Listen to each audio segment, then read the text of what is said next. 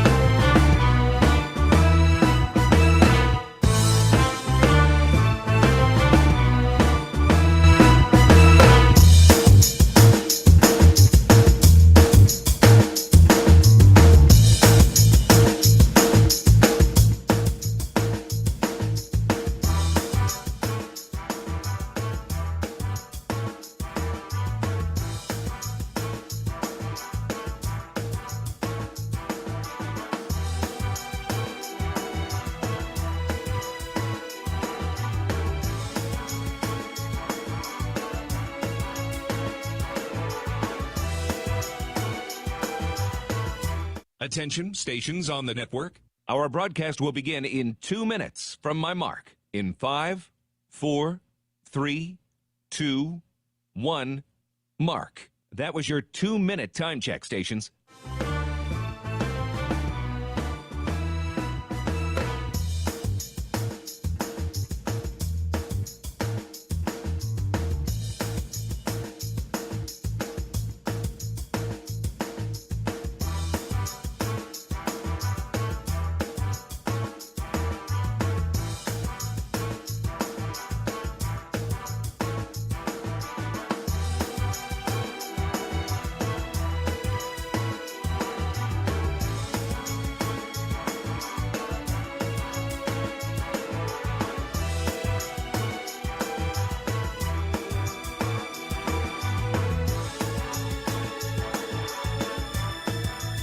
Attention, stations on the network. Our broadcast will begin in 1 minute from my mark in 5, 4, 3, 2, 1, mark. That was your 1-minute time check, stations.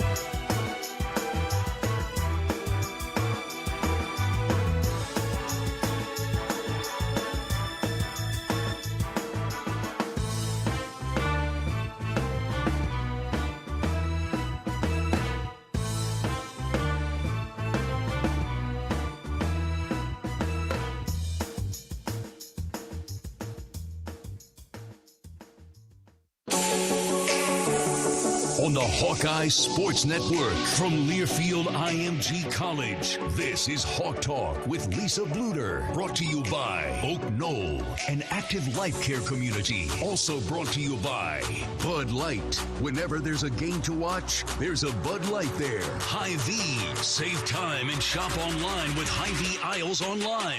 Go to HyVeeAislesOnline.com. Governor's Traffic and Safety Bureau by the Iowa Governor's Traffic Safety Bureau, who reminds you to click it or ticket day or night. And by U.S. Bank, helping individuals and businesses work toward their financial goals. Equal housing lender, member FDIC. Now, here is your host, Rob Brooks. Well, it was a quarter to remember yesterday inside Williams Arena in Minneapolis as Iowa outscored the Gophers 28-8 and raced to a 94-68 victory.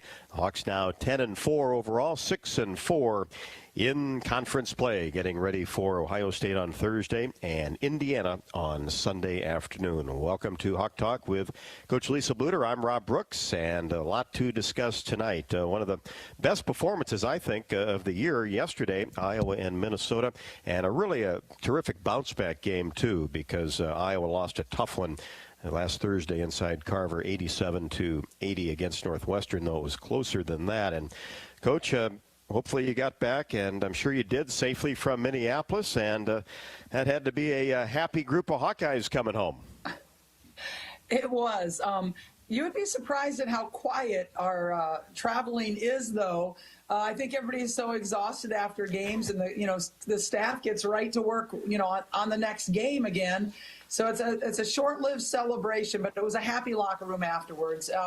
Just because it was such a convincing win and on the road against a team that had a 3-game winning streak. And, yeah, it's just a tough stretch that we're in. I mean, this is the only non-top 25 team that we play in 2 weeks' time. So it was kind of almost a must-win. I hate to say games are must-wins, but it was a very important win for us just to keep our confidence going into a very tough week playing Ohio State there and hosting Indiana.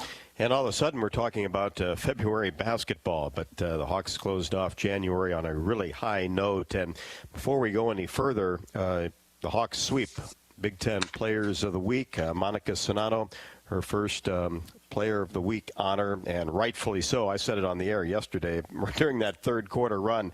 I said, boy, I haven't seen every game this week, but I'm not sure there's anybody that's played better than Monica the last 2 games with a 28.5 average, 8 boards, and just incredible 28 of 33 field goal shooting, made 15 in a row against Northwestern. Obviously leads the country in field goal percentage over 70, and then Caitlin Clark again is the freshman of the year. So as we've talked before, that's a good way to start out the week. It really is. I'm really happy for Monica. I mean, she's playing so well against Northwestern, 89% shooting against Minnesota, going back to your home state and being able to play in the barn, someplace you all kind of always dreamed about as a kid, playing in that state tournament, going in there and shooting 79%. I just couldn't be happier for her. And then, of course, Caitlin has 11 assists. She has 8 against Northwestern, 11 yesterday. She was kind of snubbed today on the Nancy Lieberman Point Guard of the Year, which was announced the top 10, and it's really just very unusual, I guess. They have a top 10 list, and there's some really good point guards in the Big Ten Conference, including Veronica Burton and Nia Clouden from Michigan State, and of course, Caitlin Clark, who leads the Big Ten in assists, and we're one of the best conferences in America. How can you not have her on that list? And yet they put a Rutgers player, their point guard, Diamond, who hasn't even played since January 3rd and hasn't had near the numbers that Caitlin has. So I'm a little bit confused by this. We really hope to rectify this situation because it is a fluid list. They'll be coming out about the 3rd week in February again with a new list. So that's just the first one, but it's appalling to me that she wasn't on this list. And, we better do everything in our control to get her on that list the second time. Otherwise, it really is a joke. otherwise. Yeah, Coach, I did see that, and I was going to ask you about that because that's it's a shame because you tie that name to an award, and that means a lot across basketball, and to not kind of get that right, especially the first time out, somebody missed the boat there. Well, I think so. And, we really promoted her. We have to go back and look at, if somebody didn't get the messages they were supposed to be getting, and we have to make sure that the protocol was followed. But it doesn't make any sense when the person that is the point guard that's received the most honors this year and leads the Big Ten in assists is not on this where other people are. It's very confusing, and quite honestly, I'm flabbergasted by this, and I'm going to do everything in my power to make sure that it's rectified before the end of the month. Yeah, that's good. There's still time. That's the good news. But you talk about what Caitlin has done, and just these past two games, obviously the Big Ten's figured it out. 22.5 average. 9.5 assists, so almost averaging a double-double. She's had 5 of those already, 22 and 11 against Minnesota, and then even 23 and 8 against Northwestern, as you mentioned, in a conference that is just littered with top 25 teams. Well, we're the only conference in America that have 5 people in the top 25 net and 8 in the top 40. We're playing against great competition, and I would say, is it because she's a freshman, but there's other freshmen on the list, so that makes no sense either. So it's just very curious, and obviously you can tell I believe that Caitlin deserves to be on that list, if not the best on that list. And I'm just that strong of a believer in her and her game, and I think it's a disservice to our university and to our basketball program that she's not on there. I don't think we're getting the respect that we deserve when she's excluded from that list. Yeah, well, hopefully that'll get changed. Well, let's jump into the phone calls and go to North Liberty. Karen is our first call again tonight. How are you? Well, I'm fine. Good evening. And, Coach, I think a lot of boats get missed. But anyway, good game against Minnesota. I really liked the third quarter. I'd like to see a lot more of those. And I have several questions. Is it next year that there's going to be a sister rivalry when you play Minnesota? And as a parent, how would you enjoy a game where you had a child on each team? And also, when they have the Big Ten tournament with this pandemic, how do you socialize the teams, and how do they expect to sanitize everything during practices, or will the girls practice at local high schools? Good luck, and go Hawks. Yeah, Karen, those are some great comments. I agree. I'll take a few more of those third quarters. They make my life a little bit easier, so I would take that anytime. And you're right, Monica Sonano will be playing against her sister, Maggie Sonano, who has committed to the University of Minnesota. And right now, I'm struggling to remember Maggie's year. I believe that she is a junior, and so they will play against each other for a year. I'm struggling with remembering what year Maggie is, and that's not good. I should remember that. But when it's there, off the table, out of sight, out of mind. But I do think they will play against each other for 1 year. As a parent, I don't know how you do that, right? I mean, that's a split household for sure. So I think it's going to be tough for Monica's parents to be able to watch those games when one team is facing off against the other with daughter versus daughter. So luckily, they don't play the exact same position, and so that helps a little bit. The Big Ten tournament, there's a lot to be discussed about the Big Ten tournament yet. We're playing the same time as the men are. The men are going to be playing in Lucas Oil, though, where we'll be playing in Bankers Life. So it's in the same city. So there's going to be not just the women's teams in the hotels, but the men's teams in the hotels. Usually they keep our women's teams separated. There's only really 2 teams in every hotel because there's so many hotels in Indianapolis that you're able to do that, like really only have 2 teams in each hotel. Now, you're going to have to double that, right? 4 teams with the men coming in. And I'm sure those hotels are big enough that we can social distance, and we'll have different places that we eat every single one of our meals. Where are we going to be practicing? I haven't heard that. I'm sure there'll be less practice time available. because they'll be needing more time to sanitize things between games and between practices. But all that is really still up in the air. I haven't had any conversations, with the Big Ten about how we're going to actually execute this Big Ten tournament. I'm just trying to get through this week right now, Karin. But I agree with you. I'll take more third quarters. That was a sensational third quarter, and Coach, Indianapolis is a great place for the Big Ten women's basketball tournament. It's very used to big events with Super Bowls and Final Fours, and you wonder, too, if there might be a little bit more time in between games to make sure everything's cleaned and sanitized, even though that's a pretty thorough schedule, especially during quarterfinal day. But take a little extra time to make sure you're safe, and I'm sure they'll get it right, and hopefully the tournament will go off with no problem, because it's a quick turnaround this year for the Big Ten tournament to the NCAA tournament. It is, and I have to say, I think the Big Ten has gotten it right all year with the protocols, with the testing that we've done, with the rules. I think that they've done an exceptional job, and so, I'm just glad I'm in a conference that really cares about the student athletes and the health of these student athletes and is doing everything in their control to keep them safe. So very proud of the Big Ten Conference and what they're doing with the COVID. Now, you're right, though. We the championship game of the Big Ten tournament is Sunday, and the announcement this year for the NCAA tournament is Monday. We usually have a whole week in between, and this year we run right up against that just because we wanted more time to be playing our Big Ten schedule.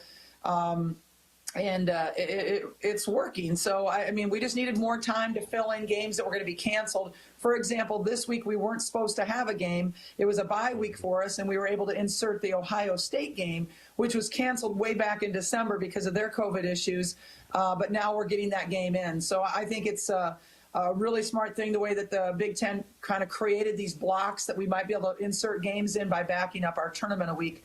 But certainly going to go in, one day and going into the NCAA invite. And this year, having the situation where all teams, all 64 women's teams, are going to San Antonio to conduct the tournament there. I'm sure at multiple sites, although that really hasn't been released yet as well. Well, that's a good place for it, too. And there's, plenty of institutions down there. I'm sure some nice arenas that can be used outside of the Alamo Dome. And you mentioned, too, Coach, how good the Big Ten has been following the protocols and everything. Throw in there the University of Iowa, I think, has done a terrific job as well. Testing numbers every single week are about as good as you could expect. Absolutely. It's remarkable, really. But, I also want to give credit. Our athletic trainers have beyond the call of duty this year in what they're doing and the extra precautions they're taking, and also, being responsible for all this testing for their sports. And so, like our athletic trainers, Jenny Serter, and she has done a fabulous job handling all this extra work. And it's been so much extra work for them. They were conducting the PCR tests up until we hired this daily antigen testing. And so, they've been fabulous. And then I also credit our student athletes because they are making their own bubble. They are not exposing themselves. They're trying, taking those online classes whenever they can, not exposing themselves out in our community, and really just doing a great job of protecting themselves and really taking this seriously themselves in how they conduct themselves away from the basketball court. Well said. Let's go back to the phones. Anthony is on the line from Des Moines. Anthony, how are you? Good. Folks doing the same thing. Good.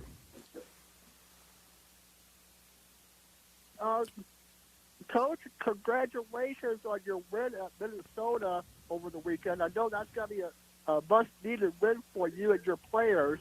A question I do have for you, what does your players do to relax when you're on bye weeks, when you do have bye weeks?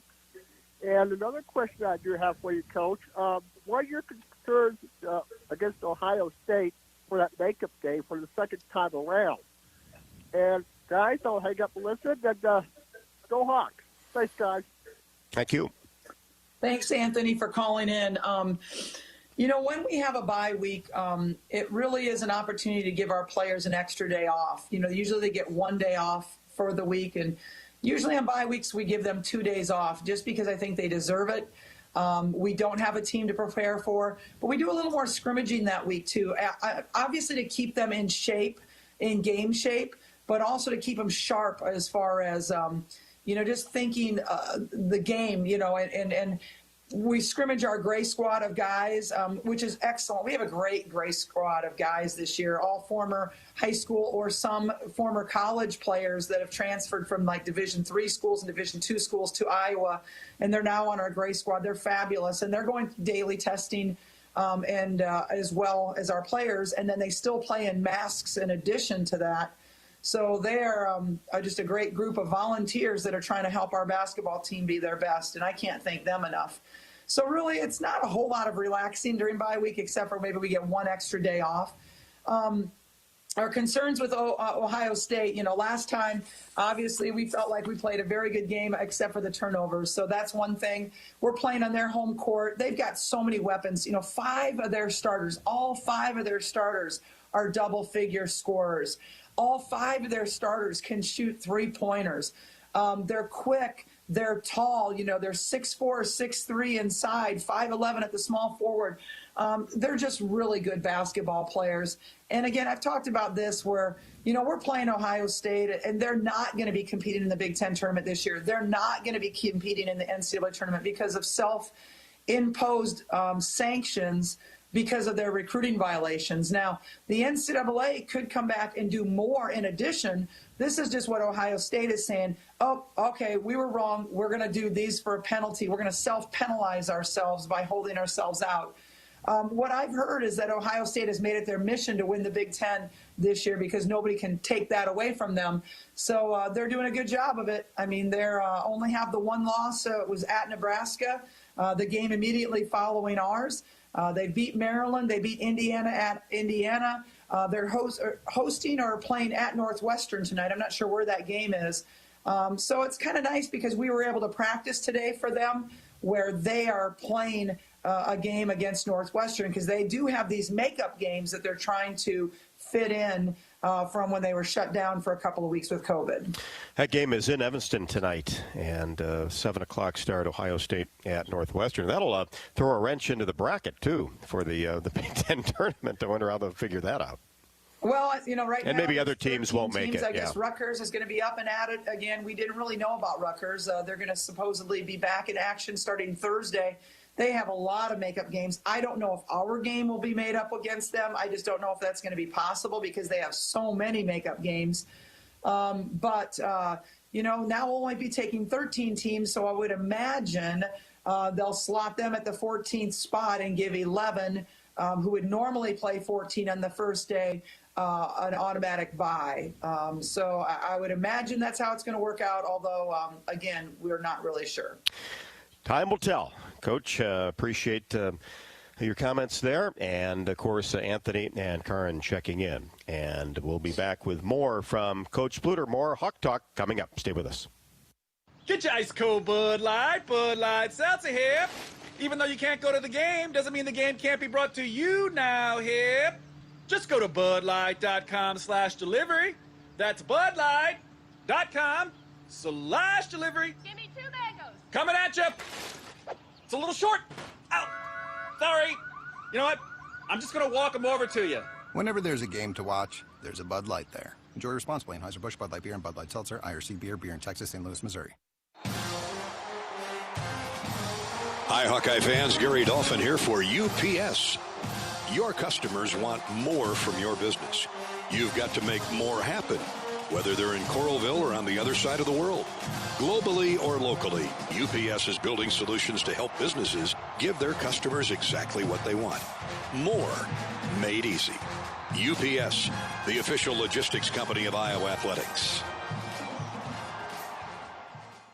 Here in Iowa, corn is more than our livelihood. It's our way of life. We use it to feed our livestock, helping us raise healthy pigs, cows, and chickens. We use it to make ethanol, helping us power a prosperous, clean-burning future. We use it to nourish our families, helping us stay strong generation to generation. And the more we use it, the more it boosts our economy, helping elevate the lives of all Iowans. You might think Iowa grows corn, but the truth is, corn grows Iowa. It all started with a grilled cheese sandwich. 2 simple pieces of bread, some butter, and a slice of American cheese. But after making it day after day, week after week, I hungered for more. Colby, provolone, Gouda. But Gouda wasn't good enough. I wanted great. I added tomatoes, pickles, jalapenos. If I could birth this gooey work of art in my tiny, modest kitchen, imagine what I could do in a gourmet chef's kitchen. So I called U.S. Bank about loaning me some extra cheddar. Now I had the mad cheese skill and a superior grill. Equal housing lender, member FDIC. Get ready for more. Introducing Hy-Vee Plus. Get a Hy-Vee Plus premium membership for just $99 a year and get fuel savings every time you shop in-store and online. Plus, exclusive deals and offers every month. Plus, you can call our Red Line hotline day or night for anything you need. Plus, free online delivery and free express pickup. Plus, a personal online shopper. With Hy-Vee Plus, our plus equals more. Sign up today. Some restrictions apply.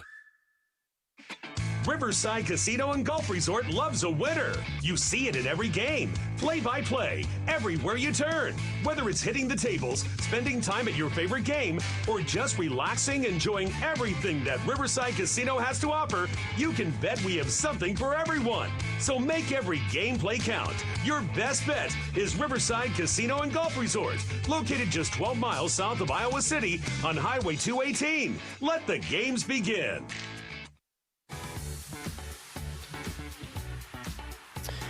Appreciate everybody that has tuned in on the Hawkeye Radio Network and, of course, youtube.com/Hawkeye Radio Network. We've got a lot of viewers on YouTube right now and also Facebook. You can make sure that you get in there and leave a question in the chat room, just like Nick has done, and wants to know, fans are certainly really anxious to attend games and thought maybe if things were going to get better, maybe sometime this year. It doesn't look like that's going to happen, Coach. So you kind of see this season playing out as is, and then we hope things will be back to normal next year. Yeah, I was pretty optimistic when all this began that maybe we would get some amount of fans in Carver Hawkeye Arena, even if it's like, 10% of, what our capacity. So that'd be like 1,500 fans in there. But it's not looking like that. I haven't even heard any rumbles of something like that. So I think that's kind of out of the question. We're just going to get through this year as it is right now. And that's unfortunate because, honestly, I believe if we would have had our unbelievable fans in there, we would have won both those games against Ohio State and Northwestern. But that's an excuse probably. We need to take care of our own business. But at the same time, I know how powerful our fans are and the impact they make on the game. So we miss them. We miss you guys and can't wait to have you back. Let's keep our fingers crossed for next year and let's get a whole nother streak going. Yeah, especially in the fourth quarter when games are tight. Boy, that crowd makes a huge difference coming down the stretch. A lot of memorable victories, and had another one yesterday against Minnesota. In the 2 games, Coach, and obviously Monica has a lot to do with it, Caitlin Clark and others getting to the basket, but 98 points in the paint in the last 2 ball games. Yeah, I'm happy with those numbers. You go back to the Northwestern game, and I'm Monica making 15 in a row and breaking Megan's record. And ironically, then Megan is at the Minnesota game and gets to see her play so well. In fact, we had 3 alums at that game, actually 4 alums. Megan Gustafson came and spoke with our team at Shoot Around that morning. Then we had Kathleen Doyle flew up to see us. Hannah Stewart was there. And then Bethany Doolittle was also there. So we had 4 alums. And really excited to have those women in the stands because Minnesota did allow us to have about 80 tickets, which was kind of nice. So those women were able to attend. And like I said, Megan spending some time with our team after shoot-around was really great. So Don't know why I got off on that tangent, but I'm just really happy to see, I guess, Monica doing so well, but also her mentor there to witness it, with Megan being able to watch the game. Yeah, that was a great picture with Hannah and Kathleen and Megan in the stands, and of course with you and Coach Jensen after the game with Monica. And boy, you have to win then, right? When you've got Megan Gustafson talking to the team after shoot around, huh? That's a no-brainer. It was the magic potion. It rubs off. And so, she had a great message for the team. She was able to answer some questions about playing professional basketball. And, she just continues to be they all do, such great ambassadors for our basketball program, and so proud of what they're doing. I think Kathleen Doyle has another game coming up on the Big Ten Network. I think this Thursday she'll be doing another game. She did last week. She did a game, first one ever. And there's a great picture of those three in the stands. And you can see there's not a whole lot of people there, but there's a few. And those guys, Megan wearing her Big Ten championship T-shirt. You got to love that group. Well, there's a few wins sitting there, isn't there? That's quite a few wins sitting there. And I'm sure they were disappointed to see that Carver win streak come to a close because they were a big part of it. But, man, they are so supportive of our team to this day and always will be. Talk about post play. Sharon Goodman, 3 for 3 from the field and had 8 points. That's her season high, obviously career high in Big Ten games. Had 7 against Purdue. Love to see that. She played 14 minutes in this game. She was a perfect 2 for 2 from the line, had 3 rebounds, and really, had a block shot as well. Sharon did a really good job. And again, I love to see how excited her teammates get for her when she does well. And boy, there was some great moments, just team moments yesterday. And you think at the end of that third quarter, when I believe Megan Meyer had the assist for a basket at the end of the quarter, and then Tomey steals the inbound pass, steps back and drains a 3 as the time expires. 5 points within about 4 seconds, and really finishes off with an exclamation point that third quarter, which we won 28-8, and really put the game out of question at that point. Yeah, that was a really nice sequence to head to the fourth quarter on as the Hawks defeat Minnesota 94-68. Talked about Tomey. She's been playing very good basketball coming off the bench. Kate Martin had 8 points and 4 rebounds. And, boy, she seems to really get off to good starts. Open shots, knocks them down, aggressive offensively, and really seems to be getting into a good flow early. Yeah, her effective field goal percentage shooting, when you adjust it, is 66% yesterday. She was 2 for 3 from threes. Also had 4 steals. Led us in that category. We're giving her some tough defensive assignments, and Kate likes that because, she not only handling people that can, beat you off the drive, but also can post up. And she's big enough, strong enough that she can handle both of those things. So we're giving her some tough defensive assignments. We're asking her to do a job for us on the boards. We put her at the top of our triangle and 2 defense, and so she's got to cover a lot of ground there. And Kate, on top of that, is one of our captains and is just doing an outstanding job leading our team and really bringing that energy, that positive energy all the time. So I'm really proud of Kate and how she's been playing this year. Well, and 12 steals for the team yesterday. That was kind of nice to see. And what we have to talk about, 28 assists on 14 turnovers. Absolutely. Okay, because as we all know, the turnovers have been our Achilles heel. We had 23 against Northwestern, and so getting it down to 14, there's a much more manageable number, and having less than our opponent for once was really nice. And then also 28 assists on 36 baskets. That's pretty nice basketball. That's fun to watch. It just shows you the passing. And Caitlin led us in that category with 11 assists yesterday. Has her 5th double-double of the year, 22 points.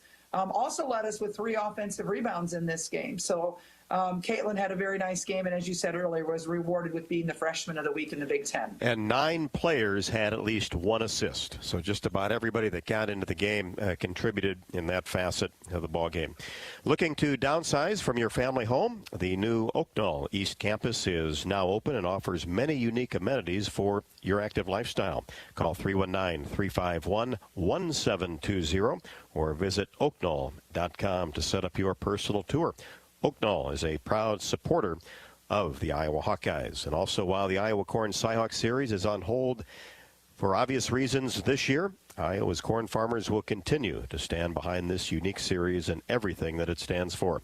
Because here in Iowa, we grow corn, but the truth is, corn grows Iowa. We'll jump on Facebook. Got a couple of questions there. Back with more Hawk Talk after the break. Is your vehicle worn out from well winter? Before spring arrives, get a free vehicle inspection from my dad, Brian Sekafetz, and his staff at Dodge Street Tire and Auto. For over 25 good years, they've been your family-friendly, dependable, and honest neighborhood auto repair shop. That's why their loyal customers have once again voted Dodge Street Tire as the best in the area. Don't be left out in the cold. Dodge Street Tire and Auto at the corner of Dodge and Church Street. Feel the power. Feel the speed. Feel extreme. Hawk fans, get extreme. Powered by Mediacom. And experience streaming so real you can feel it. Whether you're live streaming the game or streaming your favorite series. With supercharged speeds up to 1 gig and powerful whole home Wi-Fi, you're in it. Our 100% gigabit technology network was built to take you further. Get ready to feel it. Extreme. Powered by Mediacom. The Iowa Lottery's new cash game is clearly different. What? How? Because you can see right through it. How can you see through a ticket? Well, it's clear. What's clear? I don't understand. I'm being as clear as I can, just like the new scratch ticket. Okay, I'm still unclear. How much cash can you win? $100,000 top prize on the ticket plus $200,000 in Play It Again prizes. That's a lot of cash. Clearly. The new cash game from the Iowa Lottery. The difference is clear. Visit ialottery.com for rules and complete details. MidAmerican Energy and you, together partnering to change the energy landscape by pioneering money-saving, energy efficiency programs and building a new industry in Iowa, wind energy, all while keeping your rates low. So what's next? We'll keep delivering cost-effective energy efficiency programs while putting money back in your pocket. That's right. You decide how best to spend your savings. That's a partnership good for you, good for the environment, and good for Iowa. Another way we're obsessively, relentlessly at your service. Hi, I'm Steve Rowe, Executive Director at Oaknall. It's that time of year when shoveling snow and putting down ice melt is here. This is the perfect time to consider moving to Oaknall. Let us do the shoveling and winter maintenance for you. Move-in ready 1- and 2-bedroom apartments are available now. Call me today for your personal tour and learn how you can come home to Oaknall. Give the gift of a lifetime, the gift of life care. They say nothing in life is free. Well, we're here to tell you they're wrong. Because when you switch to US Cellular, you can get the latest 5G phones for free with no hidden requirements. Yes, you heard that right. The Samsung Galaxy S20 FE or the Google Pixel 5 for free with no hidden requirements. As in zip, zilch, zero. And the best part is, 5G is included on all plans. So go ahead, make the upgrade to 5G today. US Cellular. Terms and conditions apply. See store or uscellular.com for details.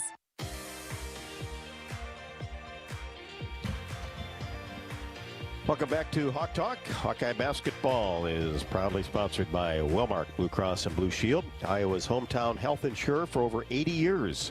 Wellmark reminds Hawkeye fans to stay healthy during these winter months and to stay in the game by wearing a mask, washing your hands, and getting a flu shot.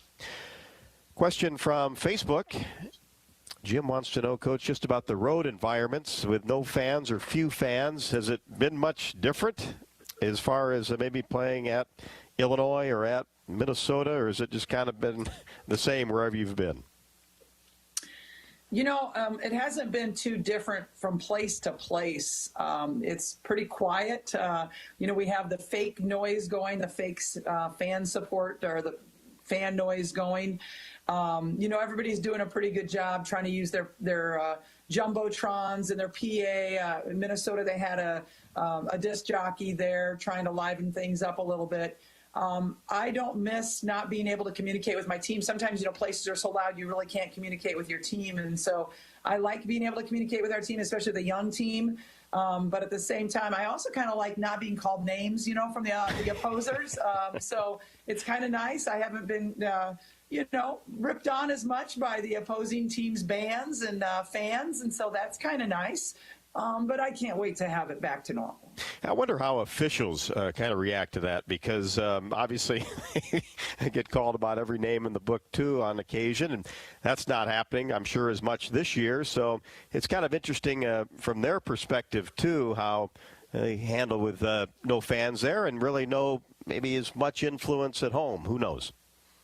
Yeah, I think that they're probably enjoying it. I mean, who likes to be called a bunch of names, right? So they're probably enjoying it a little bit more. They're still getting paid the same amount of money, and they're still working without a lot of extra distractions. So I'm sure that they don't mind it. I would hope that, they get juiced up enough for games, we have a lot on the line still, but for an official, you just kind of hope that they are really in tune still, and is just as excited to go even when there's no crowd there. I know the teams are, I know the players are, but you kind of hope the officials are feeling that same way too. You see kind of the same rotation as normal with officials, or are they maybe keeping them closer to a home base where maybe you get an official more often than you would during another year? Yeah, I'm definitely seeing that. We're seeing more local officials that are not coming from across the country, but can really maybe be drivable distance, from Indiana or Michigan instead of, getting people from Maryland or someplace like that. So that is a little bit of a difference. We're seeing some of the same officials over and over again. But, you get used to how they call things. I guess that's the positive way to look at it. And are they going through the same testing as the players and coaches with the antigen tests every day? Are they on that same line?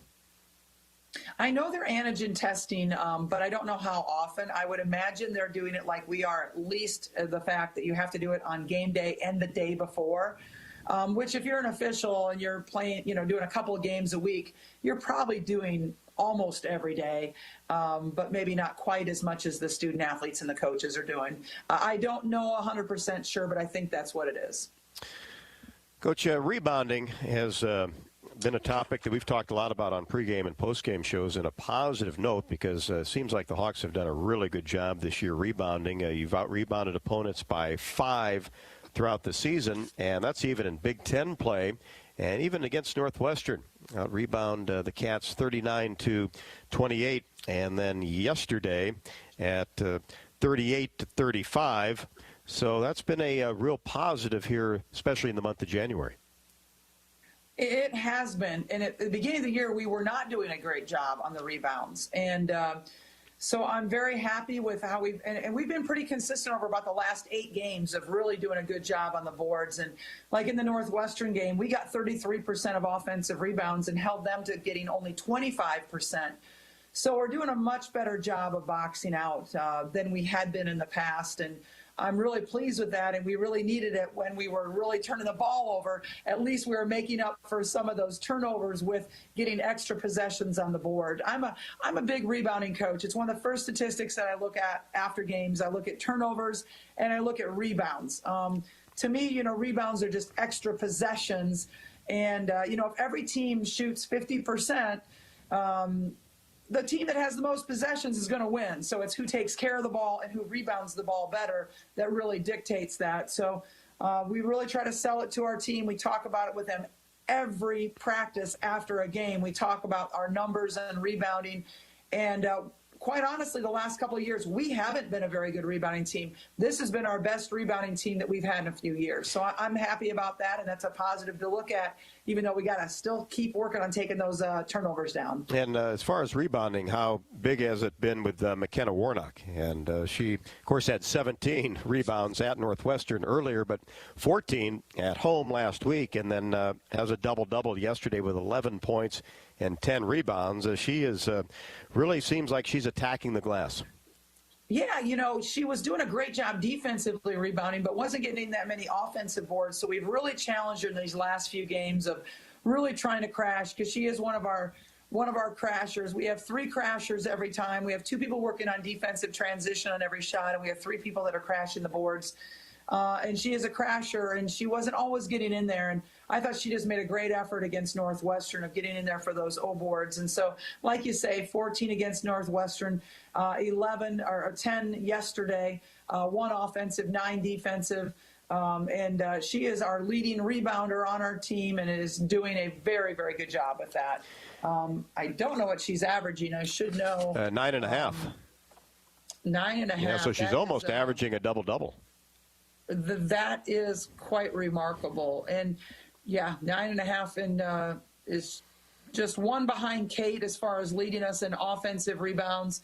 The thing about with McKenna is we talked about, hey, we lost Amanda last year, who was our best rebounder. The year before, we lost Megan, who was our best rebounder.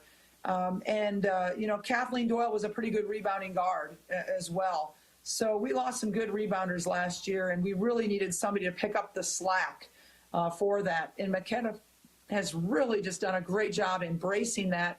And I think Kate Martin has done a great job as well at times in doing a good job. Monica's gotten better. I thought it was kind of a weakness for Monica last year was her rebounding. Now she's averaging 6.4. But guess what? Caitlin Clark, our point guard, is averaging 6.7. That is an unbelievable number for a point guard to be averaging 6.7 rebounds. Again, I won't go back to the Nancy Lieberman thing, but okay. I was thinking the same thing. 7 rebounds, in addition to leading our team at 25.5 points and leading our team with 82 assists. So not bad. Not bad at all. And then McKenna, of course, 3 assists, 3 steals yesterday, and no turnovers. We'll be back with more with Coach Bluter. Stay with us. Hawk Talk on a Monday night. Get your ice cold Bud Light Seltzer here. Even though you can't go to the game, doesn't mean the game can't be brought to you now here. Just go to budlight.com/delivery. That's budlight.com/delivery. Give me 2 mangoes. Coming at you. It's a little short. Ow. Sorry. You know what? I'm just going to walk them over to you. Whenever there's a game to watch, there's a Bud Light there. Enjoy responsibly. Anheuser-Busch, Bud Light Beer, and Bud Light Seltzer. IRC Beer in Texas, St. Louis, Missouri. Whether it's a commercial, residential, healthcare, or industrial project, Carpenters Union Local 1260 provides a professional and productive workforce on time and on budget. And Union Carpenters also have specialized COVID prevention training to allow for the safest environment possible. Since 1902, Carpenters Union Local 1260 has been building the University of Iowa, and that relationship continues today as a proud partner of Hawkeye Athletics. To find a union contractor and union carpenters for your next job, visit carpentersunionlocal1260.com or call 319-338-1638. Expert care for sports injuries means getting back in the game sooner and stronger. I'm Dr. Brian Wolf, Director at University of Iowa Sports Medicine and Team Physician for the Iowa Hawkeyes.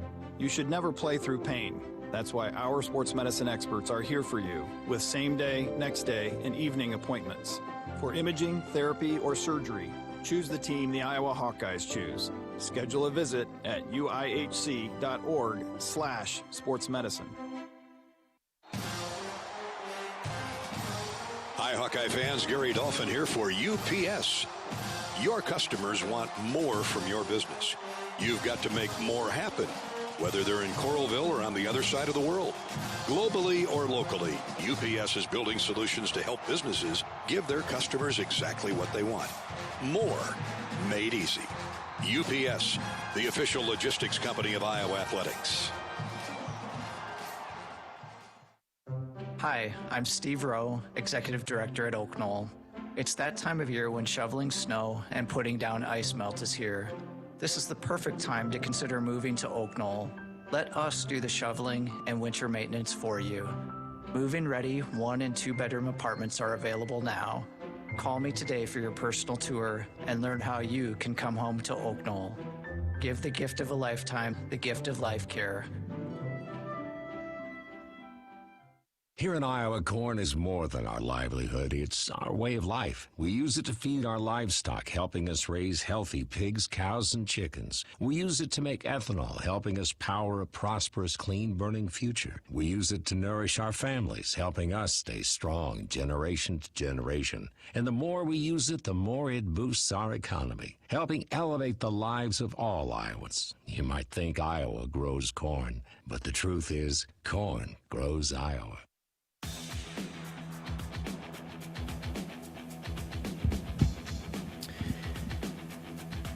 Dodge Street Tire and Auto, locally owned and operated, has been voted best of the area for the 10th consecutive year and is a proud supporter of Iowa women's basketball. Visit us for all of your automotive needs, including the best deals on Goodyear and Toyo tires. Dodge Street Tire and Auto, celebrating over 25 good years in Iowa City. It's Iowa at Ohio State, makeup game from December 19th when it was postponed due to Ohio State having some COVID issues within their team. And then Indiana on Sunday afternoon. That is a 1 o'clock game.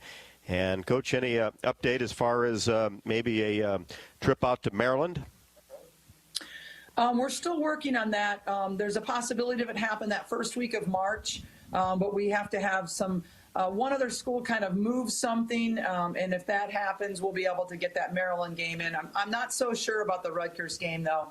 Again, they just have so many to make up that, maybe they'll try to get those ones closer to home a little bit. I don't know what they're going to do, but I do know that we're on the verge of getting the Maryland game rescheduled, but we do need, I think, Indiana to cooperate a little bit and move something in order for that to happen.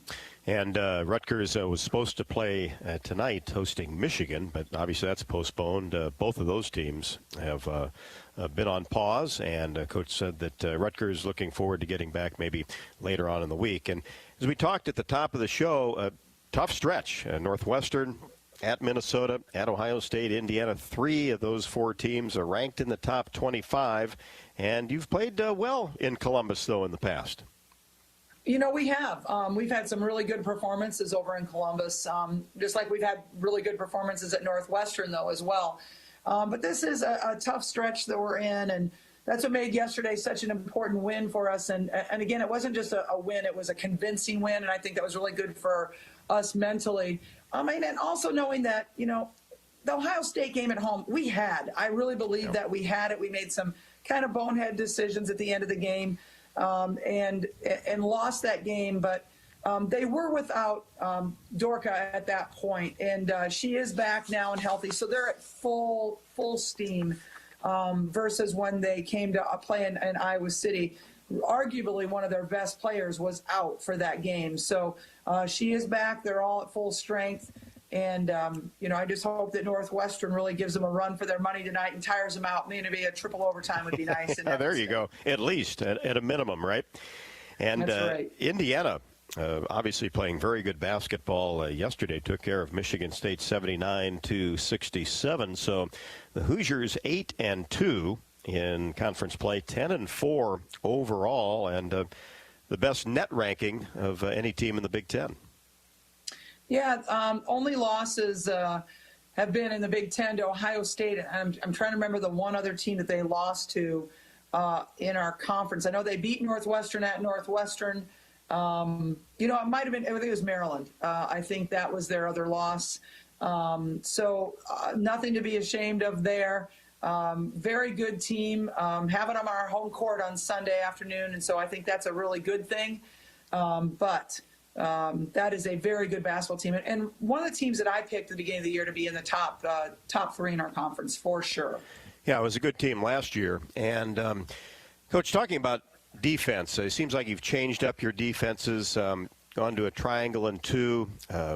I noticed Caitlin was face guarding Scalia at times yesterday, among others. How's that worked, and have you been using that quite a bit here the last 3 or 4 ball games? We really like the triangle and 2, but it depends on the team that we're facing. Obviously, it doesn't work against a team like Ohio State, who has 5 players that average in double figures and 5 players that are capable of shooting the 3 ball. That's pretty impossible to do, but it's very effective against some teams, and it's been our best defense at times throughout the year. So it's something that we usually go in, not planning on spending 40 minutes in it, but certainly using it extensively against Minnesota because it was working so well. And we did switch some people. We used to have Caitlin at the top. We moved Kate Martin to the top and made Caitlin one of our chasers instead of Kate. So those two switch positions, and I'm liking the adjustment to that. And Tommy has also played the top of that triangle at times. I just think it's good. Some people are not used to seeing it. It makes them kind of prepare for something different against us. But, you know, is it always going to work? No. But certainly it's been good to us. It's been good to us for the last several years, actually. Well, Coach, we're going to take our final break, and we come back. We're going to take a look at Caitlin Clark and some of her numbers and how good she has been in her freshman season, as most people that have watched Iowa basketball and Big Ten basketball have already come to realize. We'll do that when we come back. More Hawk Talk after the break. Champions share common traits: integrity, reliability, hard work, and innovation. Your Better Business Bureau knows championship companies. We conduct background checks and listen to consumers around Iowa and Illinois, so we know the true character of these companies. Let the BBB match you with a championship company when you're hiring a contractor, using a business, or need a service. The Better Business Bureau is an Iowa nonprofit serving our neighbors for over 80 years. BBB help and information is free. You'll find us at bbb.org/Iowa. Hi, I'm Gary Dolphin, and if you want your home to be exceptionally comfortable during these cold Iowa winters and hot, humid summers, you need to turn to Dave Lennox and your local Lennox home comfort specialist. Lennox has been serving Iowa consumers since 1895, when Dave Lennox built his first furnace in Marshalltown, and Lennox is still building its high-efficiency furnaces and air conditioners there today. For the best home comfort system you can buy, it's Lennox and your local Lennox dealer. Lennox and the Hawkeyes. Now there's a winning combination. College basketball is back on SiriusXM. On Big Ten Radio, there's live coverage for every college basketball team in the conference, including live games, plus 24/7 talk and analysis. So cheer along online or on the SiriusXM app and listen to your favorite team anywhere. And now, as a college student, you can stream your first 3 months of SiriusXM for $1. Fees and taxes apply. See other details and subscribe now at SiriusXM.com/Big Ten Basketball. Fans, if you want to give your taste buds the thrill of a dramatic, fun-filled victory, try Blue Bunny Loaded Sundaes. With a roster of all-star flavors, Loaded Sundaes have tons of toppings, swirled in deliciously soft ice cream. Even better, they come straight from the freezer, so you can grab one and get right back to the game. The next time you're in the freezer aisle, let your fun side act as head coach. Get Blue Bunny Loaded Sundaes, available now at your local grocery store. Experience the benefit of Blue with a Medicare supplement plan from Wellmark Blue Cross and Blue Shield. With our plans, you'll enjoy nationwide access to care, optional dental, vision, and hearing coverage, and more. Call 1-888-616-8927 or go online to wellmark.com/Medicare plans. You may even qualify for a special household discount. This is the benefit of Blue. Wellmark Blue dental product available to Iowa residents only. Must reside in the service area of the plan. Wellmark Medicare supplement insurance plans are not connected with or endorsed by any government agency. Like any winning team, it takes every part of EMC insurance companies working together to successfully ensure that our agents, policyholders, and employees can count on EMC. And they do. They count on our broad range of insurance products and services. They count on our superior level of personalized service, and they trust that we will continue to be a financially stable partner, just like we have been for more than 100 years. All of this makes EMC one of the nation's premier insurance companies, and that's something you can always count on.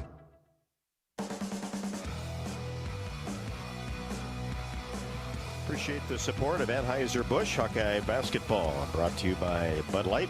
Whenever there's a Hawkeye game to watch, there's a Bud Light there. And also Hawk Talk presented by Iowa Corn, brought to you by the Iowa Corn Farmers. You can do simple things to support Iowa's farmers, like choosing E15 or unleaded 88 when you're fueling up at the pump. Of course, purchasing corn-fed meat at the grocery store, filling up your water bottle with safe drinking water from the tap. As Iowans, we are truly stronger together. Go to iowacorn.org to learn more about how you can support Iowa's farmers. And we're trying to support Caitlin Clark for some national awards that are out there. And Coach, we've got a graphic here that has been put together. And there you kind of see where we're coming from. The university outstanding media relations department put this together, and that's just undeniable how good those numbers are. Unbelievable, undeniable. I mean, here we have a freshman leading our team with 25.5 points a game, leading our team in assists, leading our team in three-pointers made. Look at these numbers. She's number 4. She leads the Big Ten in assists. She's number 4 in the country. I mean, this is just it's laughable to me. It is absolutely laughable that she's not on that list. And I just hope that it gets remedied and people recognize the mistake they've made, because we have a special player on our hands, and I want her to get the recognition that she so richly deserves. And that's just got to be the case. Somebody just missed the boat. It's got to be an oversight. I mean, these hopefully are smart people that are doing this, and they just made a mistake. And as you mentioned, certainly have a few weeks to get it right. And hopefully they do. Yeah, I asked for the names of the people on the committee, and they're not out there, so they're not giving out the names for the committee. So I think there's a reason for that. I think you're probably right, but obviously the focus for Caitlin and this basketball team is heading to Columbus on Wednesday and getting ready for Thursday and trying to steal one against one of the best teams in the conference. Yeah, this would be a huge opportunity. This is a huge opportunity for us. Quite honestly, a team that's ranked, in the top in the country, top of the Big Ten. This would just be a really special win for our program. And so I'm excited about the opportunity. I mean, it's a big week. It's a week that can be overwhelming when you think about it with us starting school right now. But I was so impressed with my team at practice. They came in ready to go today. They're ready to move on from Minnesota and go on to the next one, knowing that it's going to be a challenge, but also knowing that, we have 4 losses, a 2-point loss at Michigan State early in the year. Then we have close losses to top 25, Ohio State, and 2 close losses to Northwestern, also in the top 25. I don't think that's anything to be ashamed of. Would we like to win those games? Absolutely. But it shows you that we are right there with those teams. And with a young team, we're very optimistic about what can happen. Sometimes you get impatient, right? Sometimes you get impatient. But just like a really good meal takes time to prepare, a good wine takes a little bit of time to sit in that cask, but it pays off in the end. Well, and this team has played very, very good basketball, and you just alluded to those close losses and several on the road. And hard to believe, but just 4 games remain inside Carver Hawkeye Arena. It's going to be a fast month of February. Yeah, that's hard to believe. I didn't even realize that, Rob, and it's kind of sad when you say that because there's no place like playing in Carver Hawkeye Arena. It's absolutely the best. And the season was shortened, playing 24 games instead of the 29 games we usually play. It's gone quickly, and even with all the ups and downs and extra things that we've had to do, it's just been a joy to coach this team. And that's really the key, especially in a situation like this, Coach. A great group to be around. Well, good luck against Columbus, or Ohio State in Columbus. Safe travels, and we'll talk to you Thursday night. Sounds good, Rob. Thanks. Bye-bye. Thanks to Coach Lisa Bluder. This has been Hawk Talk for Monday night. Gary and Bobby and Fran McCaffrey coming up next along the Hawkeye Radio Network. Good night.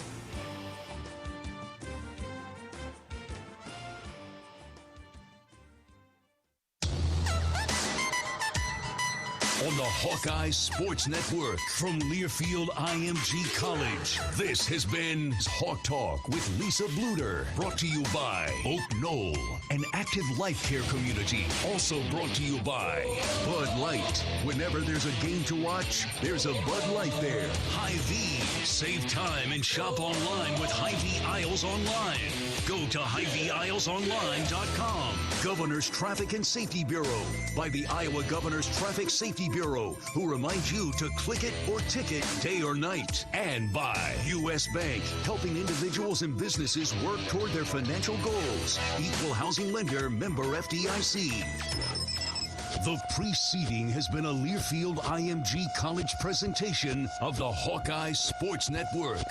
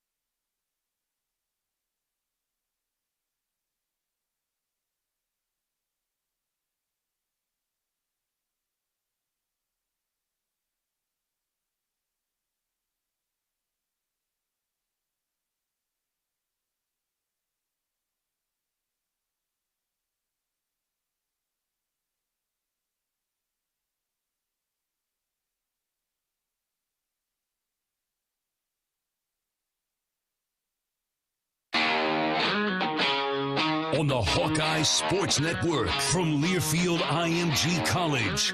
This is Hawk Talk with Fran McCaffery, presented by 1201 Kitchen and Tap in Coralville, featuring an extensive menu of steak, seafood, and sandwiches, along with a full bar and wine selections. Also brought to you in part by Bud Light. Whenever there's a game to watch, there's a Bud Light there. Ford, inviting you to visit your local Ford store or buyfordnow.com. Hy-Vee.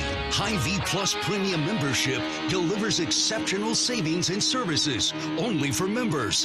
Save money every time you order groceries online and receive new exclusive offers each month.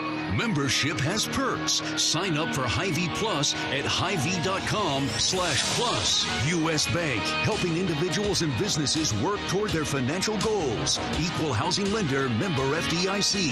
And by U.S. Cellular. U.S. Cellular is proud to support Hawkeye Athletics. U.S. Cellular. Choose fair. Now, here's the voice of the Hawkeyes, Gary Dolphin.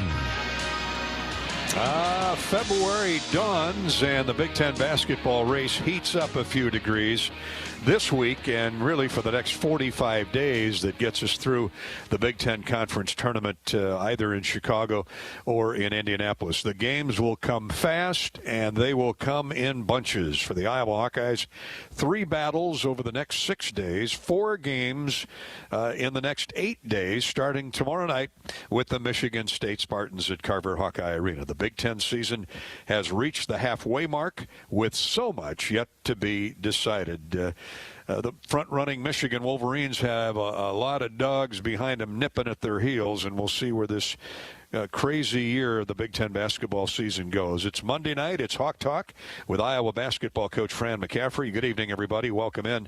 I'm Gary Dolphin, joined by Bobby Hansen, as always. And for the next 90 minutes, Hawkeye basketball is the main course. You just heard Lisa Bluder coming off a big win yesterday at Minnesota with her charges, visiting with Rob Brooks. And now we welcome you to the men's side of Hawkeye basketball.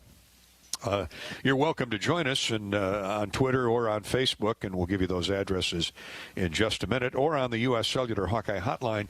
That toll-free number is 877-464-2957.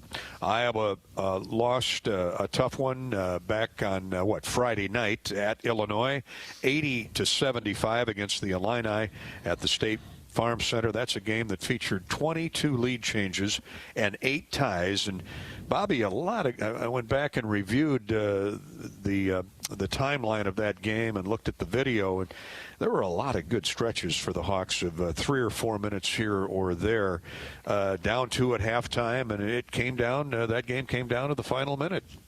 Yeah, really good basketball game, Gary. I thought the Hawkeyes were ready to play right out of the gate. Jumped out. Connor McCaffrey got them going offensively.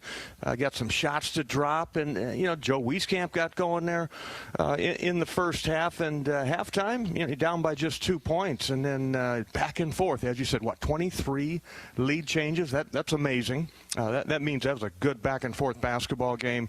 And then did a lot of physical play. The Hawks get in the bonus early in the second half, and then just for whatever reason couldn't get to the free throw line. And the bone of contention, we all understand that. We won't talk about it. But the one that got me was the goaltending call. If you go back to the rule book, Gary, it is reviewable inside of the last 2 minutes. Used to not be, and then now it is reviewable. And then they go to the possession arrow as to who gets possession of that. So they took away 2 points that Joe Wieskamp scored. Now, just think, if that possession arrow was in favor of Illinois, they would have got the basketball. And then, to me, that's not right. So that's something that's got to be addressed in the offseason with coaches and rules committee. Yeah, boy, over 40 minutes of basketball. There's so many twists and turns, and that was a big one. I was upset about the non-travel call right before the end of the first half when kids almost sailing out of bounds. I think it was Curbelo, as I remember, and he flips it out to Frazier. And he shot puts in a left-handed 3 to give Illinois a 2-point lead at the break. And, Frazier had a great game. You give him credit for that, certainly. But, hey, that's in the past. We'll move forward. I know Coach Fran McCaffrey's donating all of his time to the Michigan State Spartans. So let's welcome in the head coach of the Hawks for the next hour. And tell you right now, if you'd like to line up on Twitter, it's at Gary Dolphin if you have a question or a comment for Coach, or Facebook.com/voice of of the Hawks. Twitter @GaryDolphin, Facebook.com/Voice of the Hawks. Fran, good evening. I know you've been tuned in here, listening to Bobby and I here for the opening minutes. There were a lot of good moments for the Hawks in that game. Yeah, there were. I think Bobby made a good point. We started pretty well. Connor got going. We got some transition opportunities. I thought we moved it. Defensively in the first half, our transition defense was not good. It was really good in the second half. It was terrible in the first half. So I credit the guys for getting that under control. The zone was good at times. There were a few mistakes made. You expect that, especially now. We played Keegan Murray 31 minutes. I'm really proud of him and the way he performed. But, we put him out there making a lot of decisions with not really having a lot of experience. And so the fact he was able to get 8 and 8, I thought was really good. Really pleased with his development. Obviously disappointed with some things coming down the stretch, some of which you guys referenced. But it was one of those hard-fought games. Could have gone either way. I think, Bobby, you're right. We're not really allowed to talk about officiating, but I think you make a good point. The purpose of going to the monitor is really, there's just one purpose, and that is get it right. And you can't get it right and then go to the arrow. Yeah. Because insane. You blew the whistle, you made a mistake apparently, and now one team's going to get penalized in an attempt to get it right. So I think the referees did exactly what they were supposed to do in that situation, so nobody's complaining about that. I think what you were saying is it might be a flaw in the rule itself. Yeah. Yeah. Hopefully they change that or get that. Well, yeah, just think about that. It was ridiculous. The ball was blocked, okay, and Joe caught it and put it in. It would have been a 2-point game, but now no, let's go take a look at it. Oh, the arrow goes to Illinois. Just like I would have put my headset up and walked away, I think. Excuse me, Fran. Just for the night. The bottom line is, Coach, we've got 6 teams. When the smoke cleared from the weekend, we got 6 teams within 2 games of front-running Michigan, and there is, including Iowa and Illinois and Ohio State, who's playing awfully well right now. The Badgers, and Purdue has really come on. This is going to be some kind of 10-game race to the finish line, Fran. Well, what do you make of Michigan? Other than the fact that they were playing as well as anybody in college basketball. Yeah. And then, they come in from the CDC and say you can't do anything for 14 days. Now, does that mean no one's allowed in the gym? Can a player who tests negative 14 straight days, can he go in the gym and get shots up? Can he go get a lift in?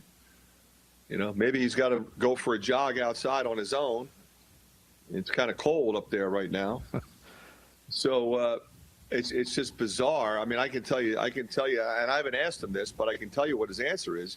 Juwan Howard is probably not happy that you have a team full of negative tests and you can't even go in the gym. That's kind of ridiculous in my view. And, Coach, when can they get back in there? Did I read right February 11th?